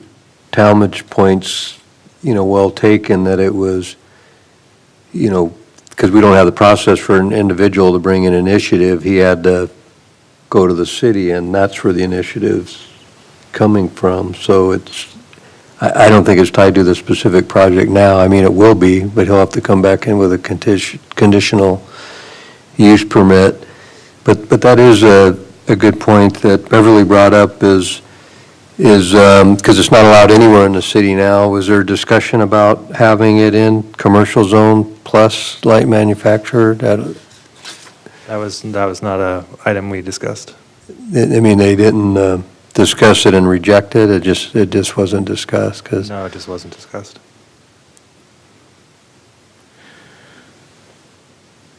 So I don't know if it would make sense to have it available in both zones. I don't know. Yeah, I mean, to me, it makes more sense in a commercial zone.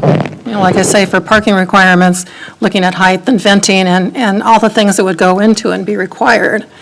And do we need to add more rules to or more steps to the ordinance, and like requiring a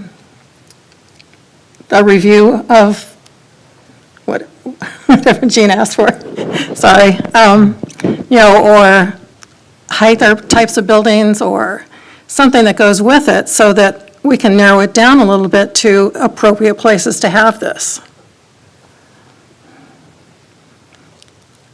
I mean, you look at an LM and you look at those buildings and they're the big tall buildings, and then they have the mezzanine offices, and then there's some one-story, height buildings, and you don't have the parking requirements. But it just seems like maybe we're missing some parts to the ordinance even. as far as what it would be allowed for.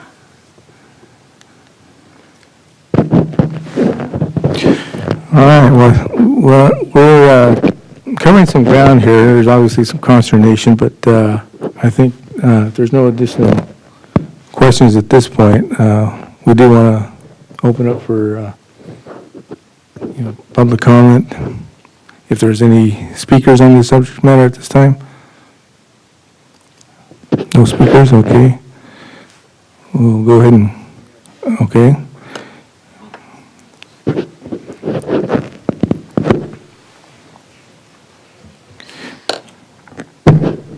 Good evening again, Mr. Chairman, members of the commission. Chuck Cohen, Thousand Oaks attorney for 912 Poncho Road, who is the originator of the request to the city to process this. At this point, it's a request to the city, not attempting to jump the ordinance that is now at least in process. It's not completed yet. It has to go to the council for first and second readings and 30 days probably for referendum, et cetera. I understand the concern that was raised by Mr. Talmadge. To the best of my knowledge, CEQA is not required to be applied to text amendments, and I'm not aware of any example to the contrary of that. I would expect that the CEQA examination and the evaluation by staff as to what type of examination or evaluation under CEQA will come, assuming that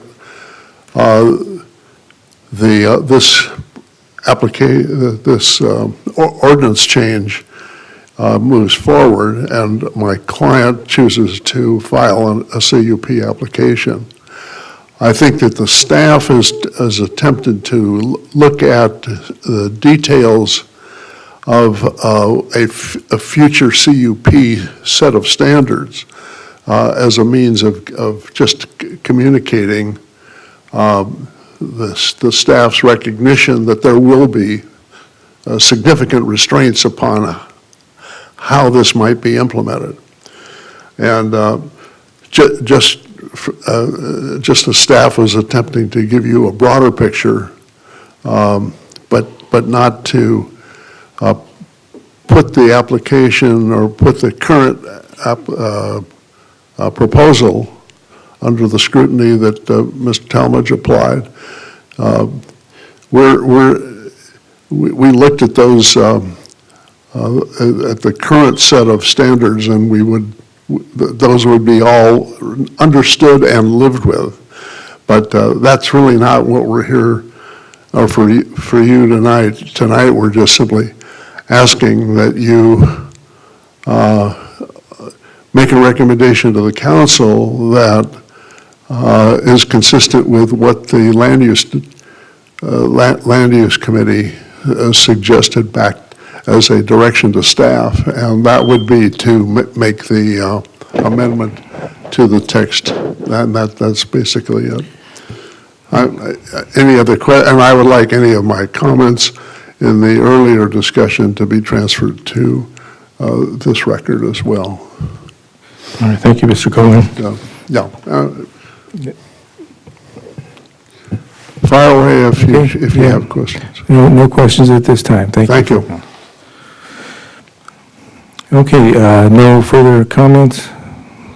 Okay, we'll go ahead and close public comment. Now turn to our commissioners. What is your... Yeah, I think we're just voting on the ordinance tonight, and I think that having the zoning to allow a cigar lounge somewhere in town, I think I'm in favor of. In mind that we're still going to take a look at the specific project with a conditional use permit, and if it's not in a good location, then it affects the neighbors or any of those kind of things, that it wouldn't be approved. But I think just having the ability to have that use in the zoning, I'm not opposed to. So I could support it, and it, you know, we just make a recommendation, and the city council will also have to weigh in on it. Commissioner Towns? No further comment.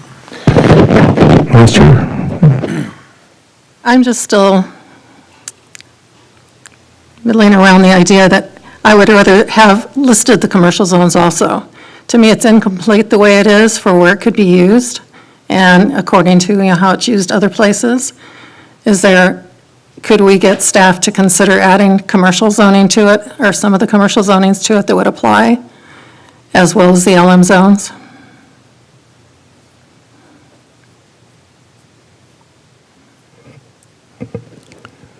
So currently, this is the request we have before us, so we just looked at, the Economic Development and Land Use Committee just responded to that specific request. The scope didn't really expand past that. Yeah, because I would rather do it all at once rather than bring it back again to add more. And since all the other four examples that were given were all in commercial zones, and you do have the difference in parking requirements, it would make sense that we put both in to the ordinance. Yeah, like I said, at this time, we just responded to the request from that individual. Okay. Well, honestly, I'm not going to be able to support this tonight. I just honestly feel that it's premature. I'm perfectly fine and satisfied with the prior action we took on the overall ordinance, the ordinance to allow and open this door for applicants. But I think that the impacts that were illustrated by staff are significant, things that need to be considered before we, institute an ordinance that cites specific language applying to smoking permissibility that had otherwise not been allowed. I think more research, more evaluation and analysis needs to be done on this particular land use, before we actually get permissive right now with this ordinance proposal. So I just honestly cannot support it. I mean, not that I couldn't get there at a later date, but I think that the first step needs to be the ordinance that we passed previously, and then we can come back to this at some point. But the municipal code really does establish pretty strict and stringent requirements for smoking, and primarily requiring standalone buildings for this type of lounge permissibility. And that's not what we're talking about here. It's talking about being in a tenant space where you have adjoining tenants. And, there could be problems with that. So I just honestly cannot support it. So what would our options be tonight to, call for a vote and vote it up or down, or to make a motion to continue it? What do you think the options are? So, City Attorney, would you? We're all jumping in. Yeah. Don't both of us jump in at once. Yeah, again, you could vote for a reading, and then vote either yay or nay for what's in front of you. You could also, vote to continue it and ask staff to do further research on it if you wanted to.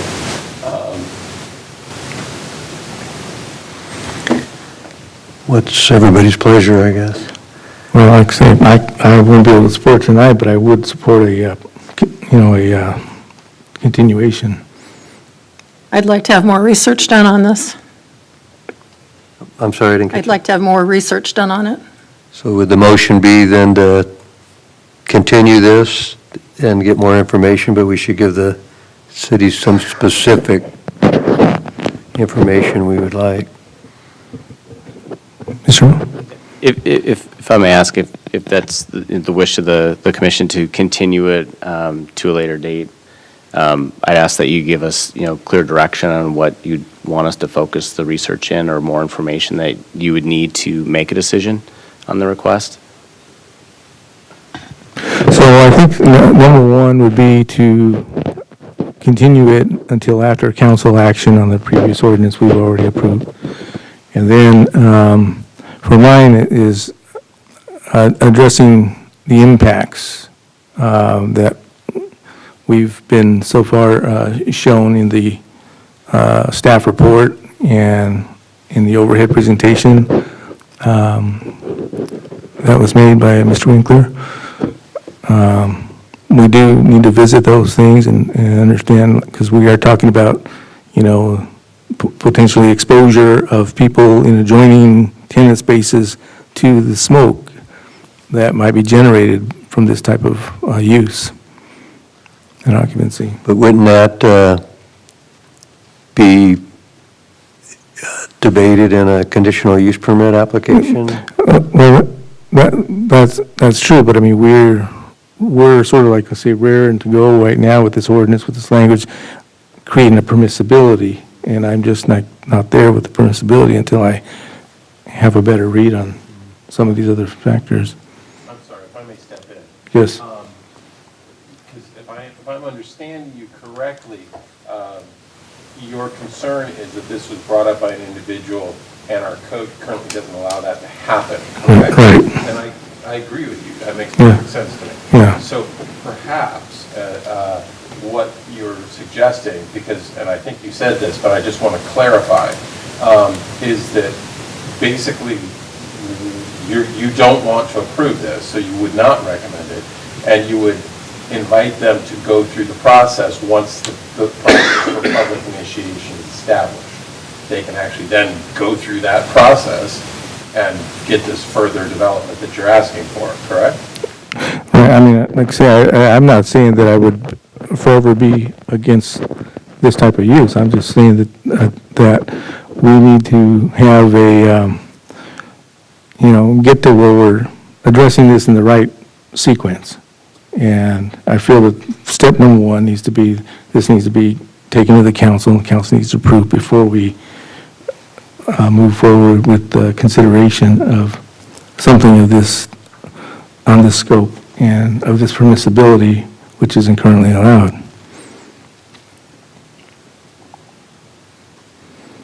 And so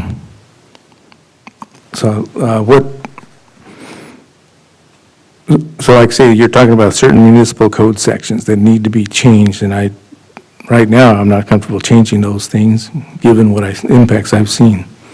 So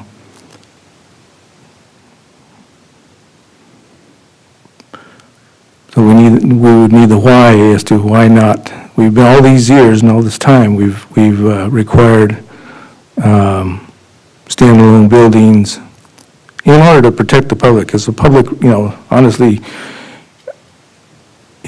most people, in my estimation, are not really enjoy the fact that they can go to a drinking dining establishment and not have to breathe in smoke, not be exposed to secondhand smoke. And so we have to look at that from that aspect. But this one's different in the sense that specifically no drink or food in there, it's just smoking. So, I could vote for it tonight, but it doesn't sound like we want to do that. So if we did entertain a motion to get more information, the thing that I'd like to do is see if they've considered also adding the commercial zone in addition to the, if it's going to get tabled, that would be something that I would like the city to look into.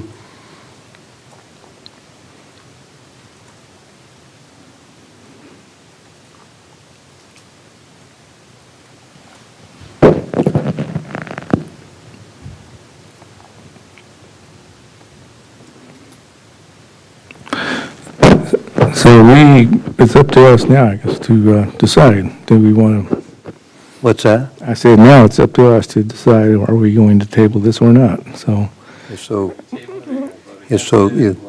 so somebody needs to make a motion to table or to vote on it tonight, so.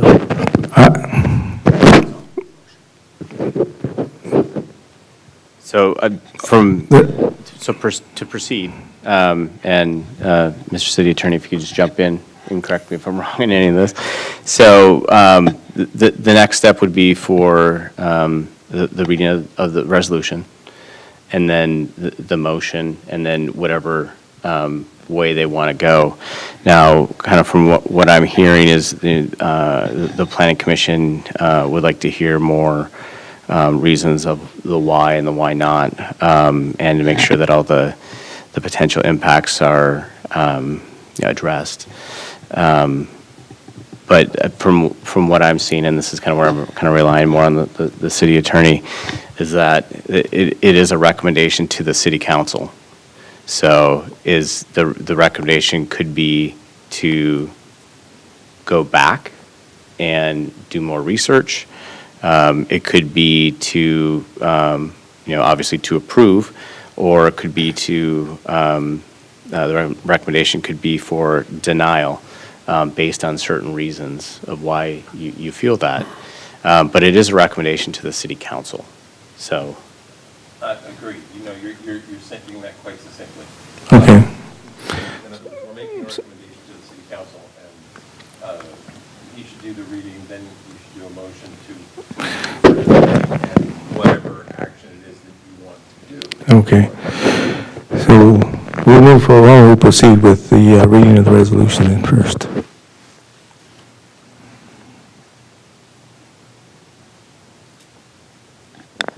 Resolution number PC 2022-15, a resolution of the Planning Commission of the City of Camarillo recommending approval to the City Council of an ordinance amendment to the Camarillo Municipal Code sections 1928-050, 924-030, 924-010, and 936-010, and the addition of section 1962-155 to allow smoking lounges in the limited manufacturing zone subject to a conditional use permit.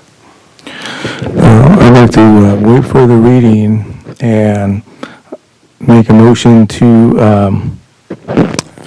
continue this item pending the approval of council action of the previous ordinance, and awaiting further study on impacts, negative impacts. And can we add in additional zones? Go ahead, you have additional? Additional applicable commercial zones. Oh, yes, right. And consideration of additional applicable zones. So then do we still vote on either approve or reject it, but send it to city council with approval or rejection with those recommendations? Yes, that's the clarification that I'd like to receive on the motion. Is it to recommend the city council to hold off and send it back to the applicant for further review, or back for further review, and then to come back? But it still would have to go to from what I understand, it would still have to go to the city council. The recommendation would have to be the city council to do an action. Yeah. So I think we would need to vote on it, wouldn't we? Yes or no? Yeah, up or down. So it may go to them that we reject it, or it may go to them that we approve it, but either way with recommendations, right? So then I think we call for a vote, and whatever way it comes out, it would go to them with that recommendation, but with the conditions on there, with either if it's approved or rejected. Still want the city council to have that be part of our recommendation. So if I could just kind of get clarification on that, the motion, what exactly is the motion? Yeah, I'm confused right now. What's it? Are you moving to reject it? That's the question. So think we ought to vote and see. Yeah, well, yeah, I think we should probably just vote on the motion. After the reading of the resolution, we'll make a motion to vote on the item. Okay, so you vote it to whether, because there are two ways you can go about this. Yeah. Yeah. You can vote to reject it, to recommend rejection to the city council, and then you can vote yay to say we reject it.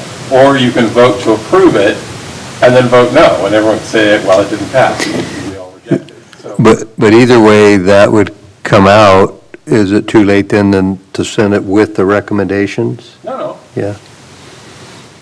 So I think we ought to motion to vote if we approve it or not. And if it goes down, it would go to them that we rejected it with those recommendations, or if we recommended it, it would be with those additional recommendations with the approval. Okay. So we currently have a motion on the floor Yeah, go ahead. that we need to, it either needs to die for lack of a second or a clarification. Or rescission and correct we'll rescind the motion currently on the floor. Okay, so, And then, yeah, where are we at? yeah, the motion originally was to continue the matter. Yeah, so we had a motion on the floor and by Chairman Espinoza, and he just rescinded it. So we're back to kind of square one with someone that can make a motion to take action to the planning commission, to make a recommendation to the city council. Okay. So we're going to be voting, we need a motion in order to vote on the matter. And like you say, either it's going to be an up or down vote, but with So, recommendations. so would this be something like a motion to reject as is and with further consideration of, or to the city council? I mean, it's the way that you want to word it. As the city attorney has mentioned, it could be, you go forward with the resolution as written and vote no. Yeah. And then That's what I think, it's less That would confusing. probably be the easiest. Yeah, just so we. Route. That we vote on it, and if it's yes or no, yeah, I think that's to vote on the resolution if we're in favor or against it, right? Yeah, so we'll make a motion on the actual, we completed the reading of the resolution, so now we rescinded the previous motion, so now we need to just make a recommendation to vote for adoption, and it's either up or down. Yeah. matter of order process.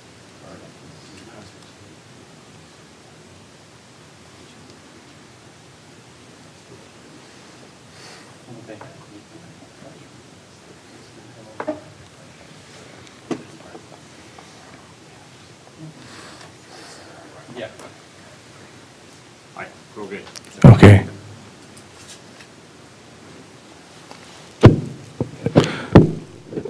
So we have a motion and a second to vote on the resolution, and then whatever, So the motion and the second were to vote, yeah, we need to make that new motion. I move that we vote on the resolution to approve the ordinance. I have a second. As it is now. As it is now.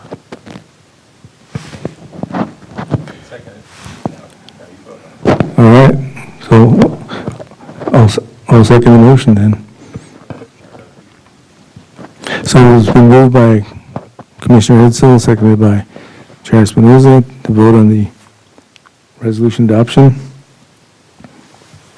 Can we vote?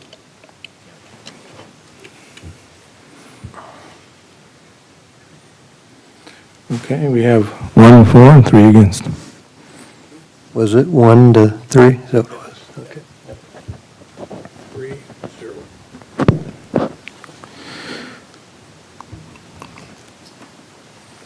And now, And so now when it goes to city council, it shows that it was defeated, but then do we include all those recommendations on that? Yeah.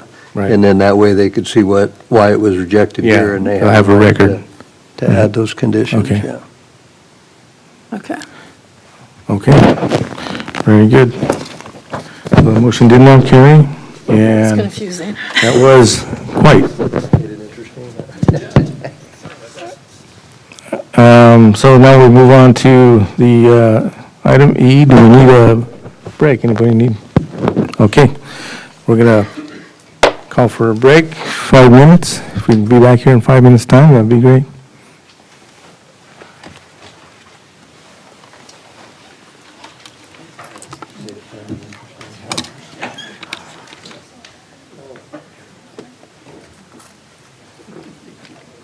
So much for watching city council debates tonight.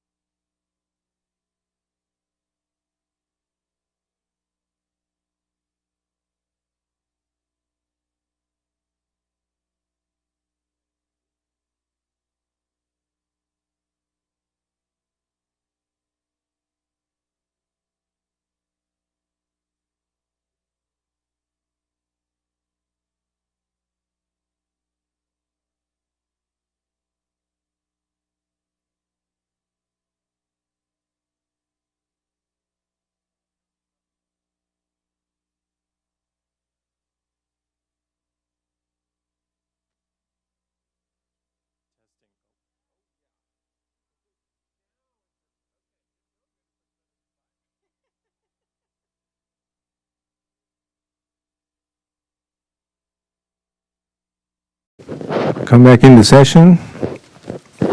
And last item on the agenda here is item E, revised 2021 to 2029 housing element update.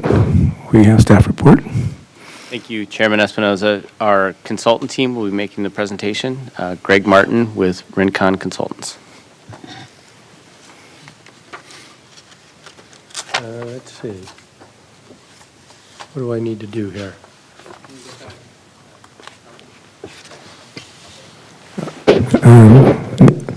What I need to do to get this up. Is that me? Sorry. There we go. Okay. I'm actually not Greg Martin. I'm Joe Power from Rencon Consultants. I'm just going to say a few words. I'm going to introduce the team, say a few words, and then Greg's going to go through the bulk of the presentation. Again, I'm Joe Power with Rencon Consultants. I'm the principal in charge from Rencon. Greg Martin is Rencon's project manager. He's done a lot of the heavy lifting on this effort, and with us is Veronica Tam, our partner on this effort over the last couple of years.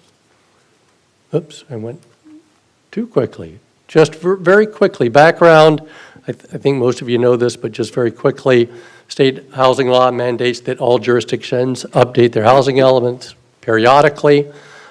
You actually had an October 15th, 2021 deadline to get the element into the Housing and Community Development Department. You did make that last October. Actually, it was adopted by the City Council on September 29th.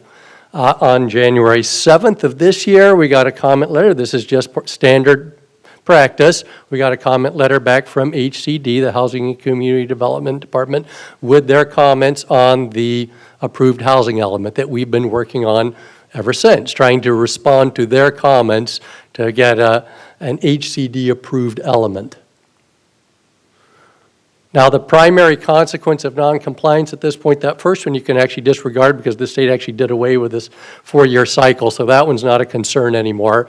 The primary concern you have with respect to getting this thing done is that you may lose state grant funding until this housing element is approved. So we do want to get it approved. You don't have a specific deadline that we're aiming for, but the sooner we get it done, the sooner we won't have this concern about losing state grant funding. So we do want to move it forward as quickly as we can.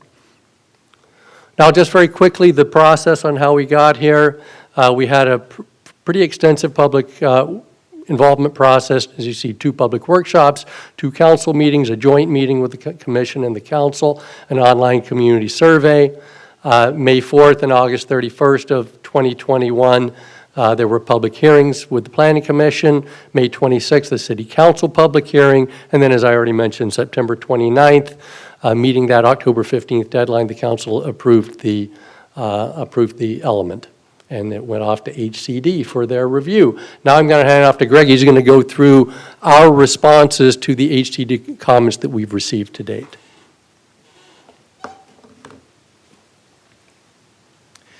Thank you, Joe, and good evening. So I'd like to open by saying that the City Council did, as Joe said, adopted the housing element, and now you have an adopted housing element, but we're trying to get it certified by HCD to make that distinction. And HCD's comments after adoption were mostly in the area of asking for more information to be put into the housing element when some more analysis in certain areas. And most of those, their letter is in your staff report or agenda report, and most of their comments fell under this heading of housing needs, resources, and constraints. So that'll be the heading for almost all these slides. But one thing that they asked for was add more local data and knowledge, especially when it came to the analysis of affirmatively furthering fair housing, or AFFH, as you see it there. So the city and the consultant team added a local area of knowledge section to that analysis, which is Appendix C of the housing element update. And then in terms of the site inventory, under the heading of sites inventory, they asked for more analysis of housing development at all income levels and fair housing conditions, specifically as it relates to the sites inventory, to analyze how those sites in general relate to that issue. So the city's revisions to address that comment were, again, to add the local area of knowledge and income and race sections to that AFFH analysis, and those do talk about specific geographic areas in the city that are included in the sites inventory. And then another example is Table 7-31 of the housing element, information on the existing uses of what it says proposed projects, if it's project sites. What are the existing uses on the project sites? HTD wanted to know more about that, and we did add some information there into that table. And then this section, 7.3.1.b, I'll just say that once hopefully, was revised to add more information on development trends and potential in various areas, including Camarillo Commons, because that was an area where we had quite a few sites in our land inventory or sites inventory, and lot consolidation information in Old Town, including examples of how lot consolidation has already happened for some projects that have already been approved. Let's see, this is not forwarding. There we go. Now, HCD also wanted the city to, for the goals and actions in the housing element programs, they said they must include specific actions, metrics, and milestones. And to address that comment, we now, all housing element programs have separately listed program actions and timeframes. Before they were either explicit or implicit in the program language, but they weren't called out separately. And so we've done that for each program now.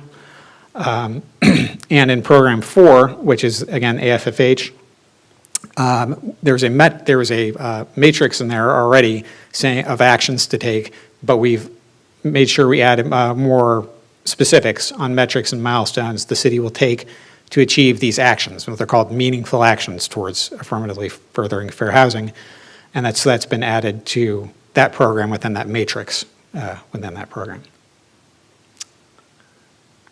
There we go. Now, HCD also wanted more analysis of the likelihood of housing, especially low-income housing, or the potential of developability or realistic capacity for low-income housing on sites in the housing element are identified, but specifically in commercial and mixed-use zones, and also they want more information on the suitability of non-vacant sites and the likelihood of the existing uses on those sites being replaced. So we revised the housing element to add more information. Again, this is actually a repeat of a previous bullet, but it also addresses this comment. So more information on development trends and potential in Camarillo Commons area, lot consolidation in Old Town, and just various, we added specific examples of existing uses being replaced or projects that are proposing to do so, and basically what used to be referred to as redevelopment on already developed areas. HCD wanted more analysis of the potential for low-income housing on small sites, and asked the city to specify incentives for lot consolidation. So again, we provided examples of projects where lot consolidation had happened. For example, in Old Town, we cited, I believe, a project or projects there that did involve lot consolidation to support our argument that that can and we think will happen on the sites in the land inventory. And then HCD commented on our constraints analysis. There's governmental constraints, non-governmental constraints. They basically fall into those two categories. And they wanted more analysis of land use controls, fees, and local approval procedures, and their potential to be constraints on affordable housing creation. So we added more analysis in this land use controls section. We added and analyzed what we thought would be the maximum density, and listed that in Table 7-39, and the analysis that goes with it, including examples from specific developments. We cited densities of specific developments.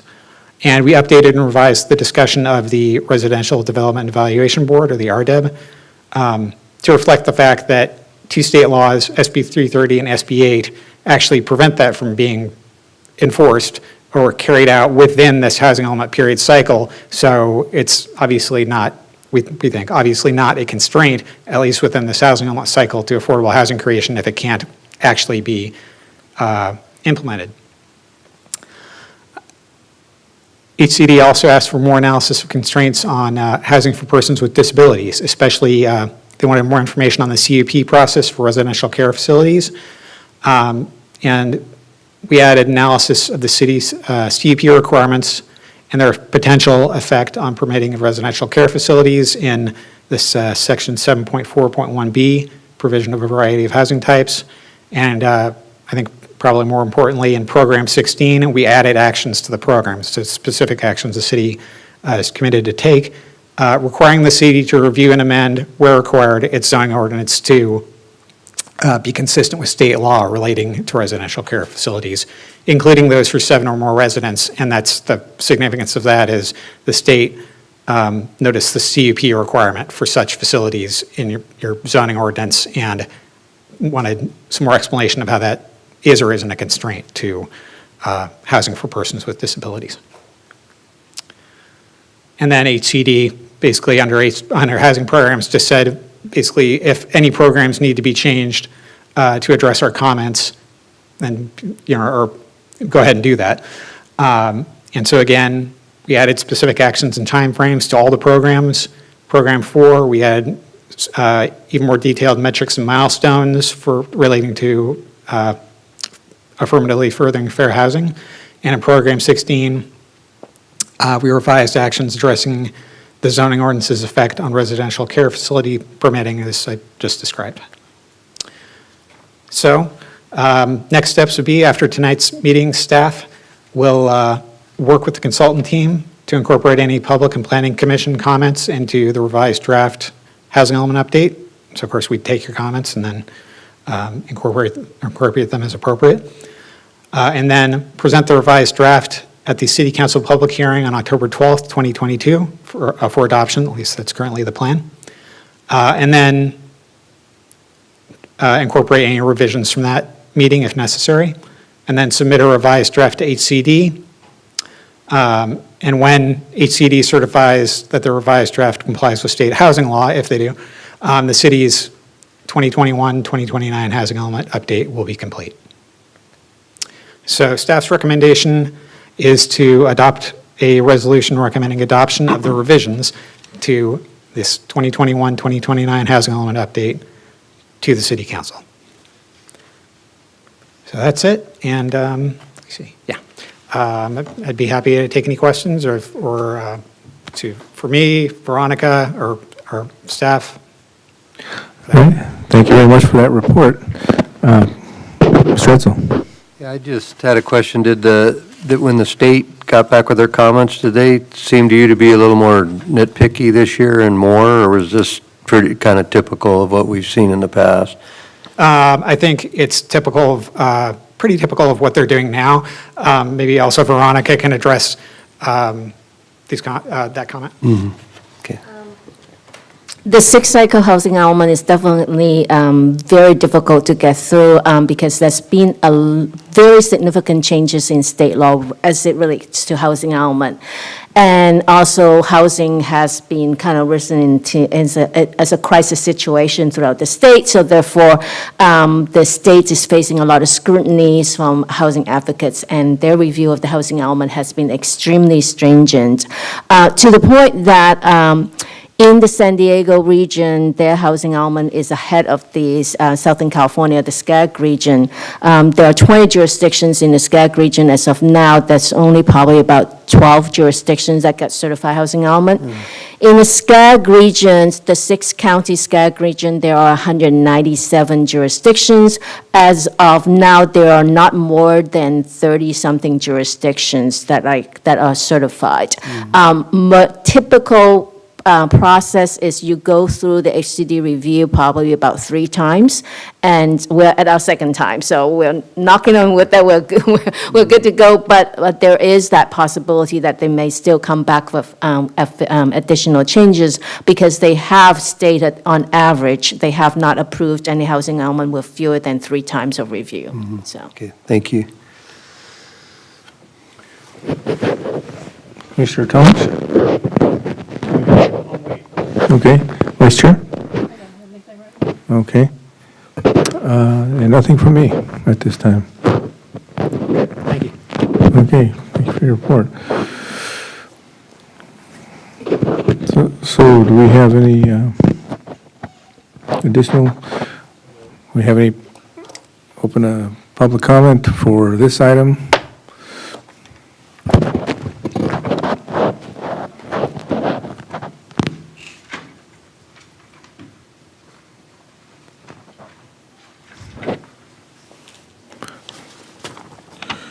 Okay, Dennis Hargrave.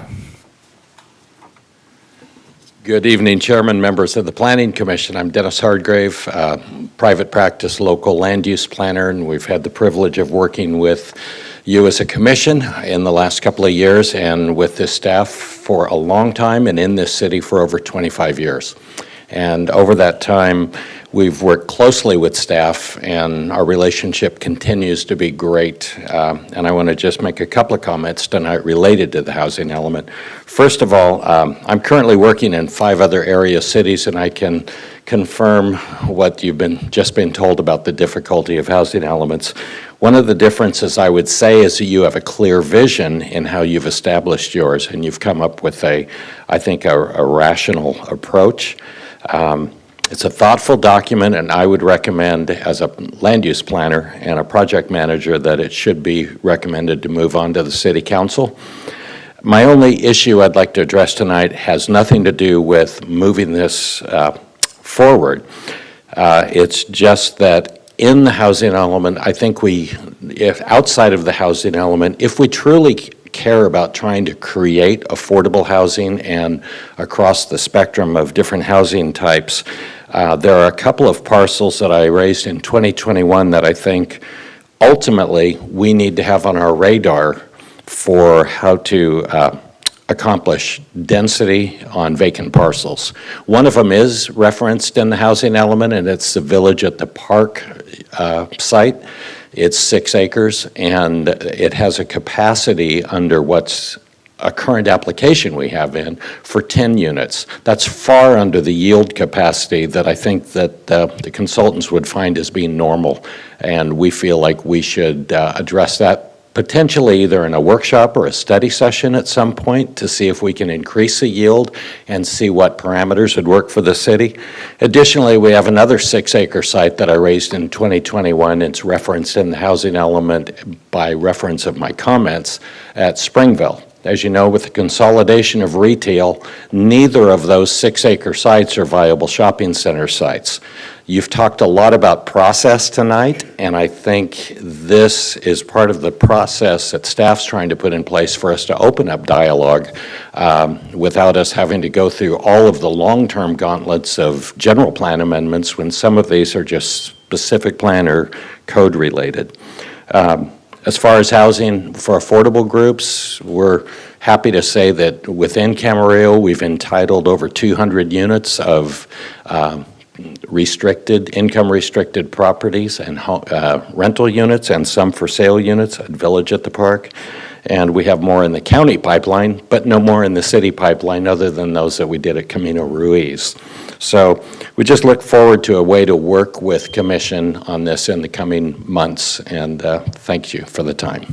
Yeah, thank you very much, Mr. Hargrave, for your comments, and we appreciate you working with the city on meeting these housing demands. Okay, any additional public comments on this? Okay, seeing none, we'll close public comment. And turn to my commissioners. Yeah, I thought the presentation was, detailed in the report, that they've addressed the comments that the state made, and that we should vote for approval or recommendation to City Council to get it moving on to get it certified. So, Commissioner Thomas. I'm afraid to say anything. No, it's okay. Actually, I know that this has been a long process for staff and the consultants to formulate the housing element update. Been at it for a good number of years, and I feel very confident about the application process so far, and see no reason why the state should turn it down. However, they, in the infinite wisdom of the state, they will usually find a reason.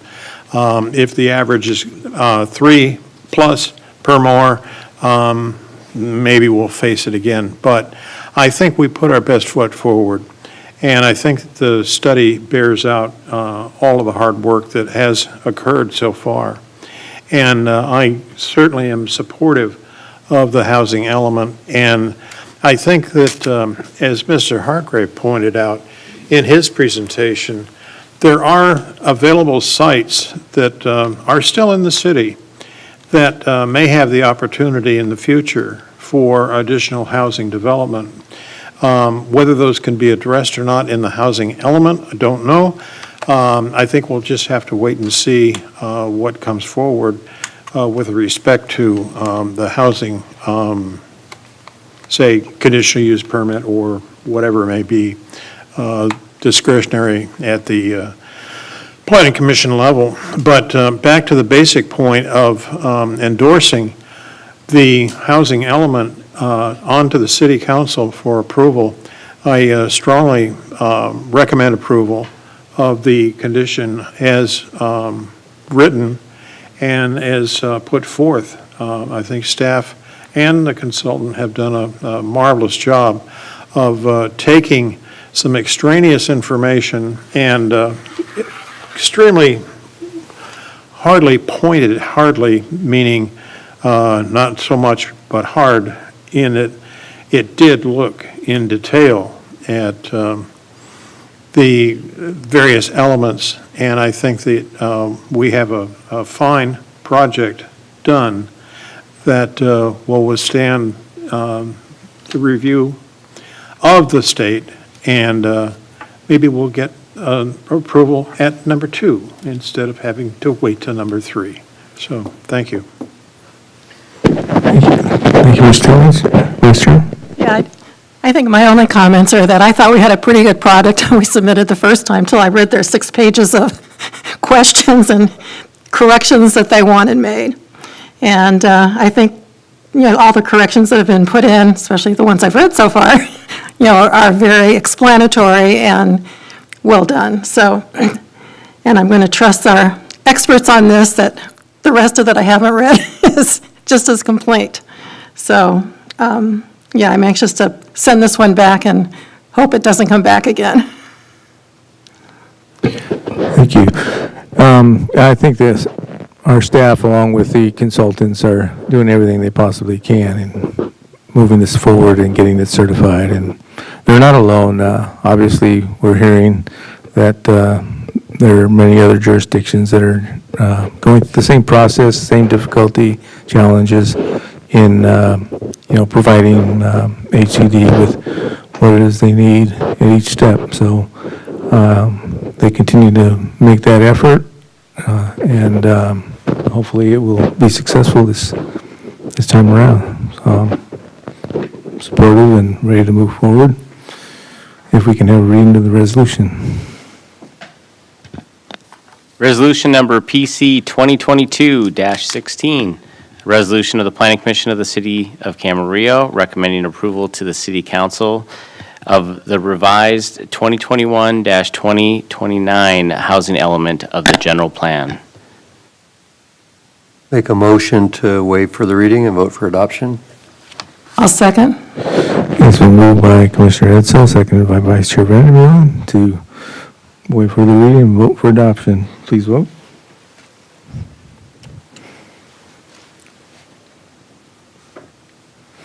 That item carries 4-0. Thank you very much.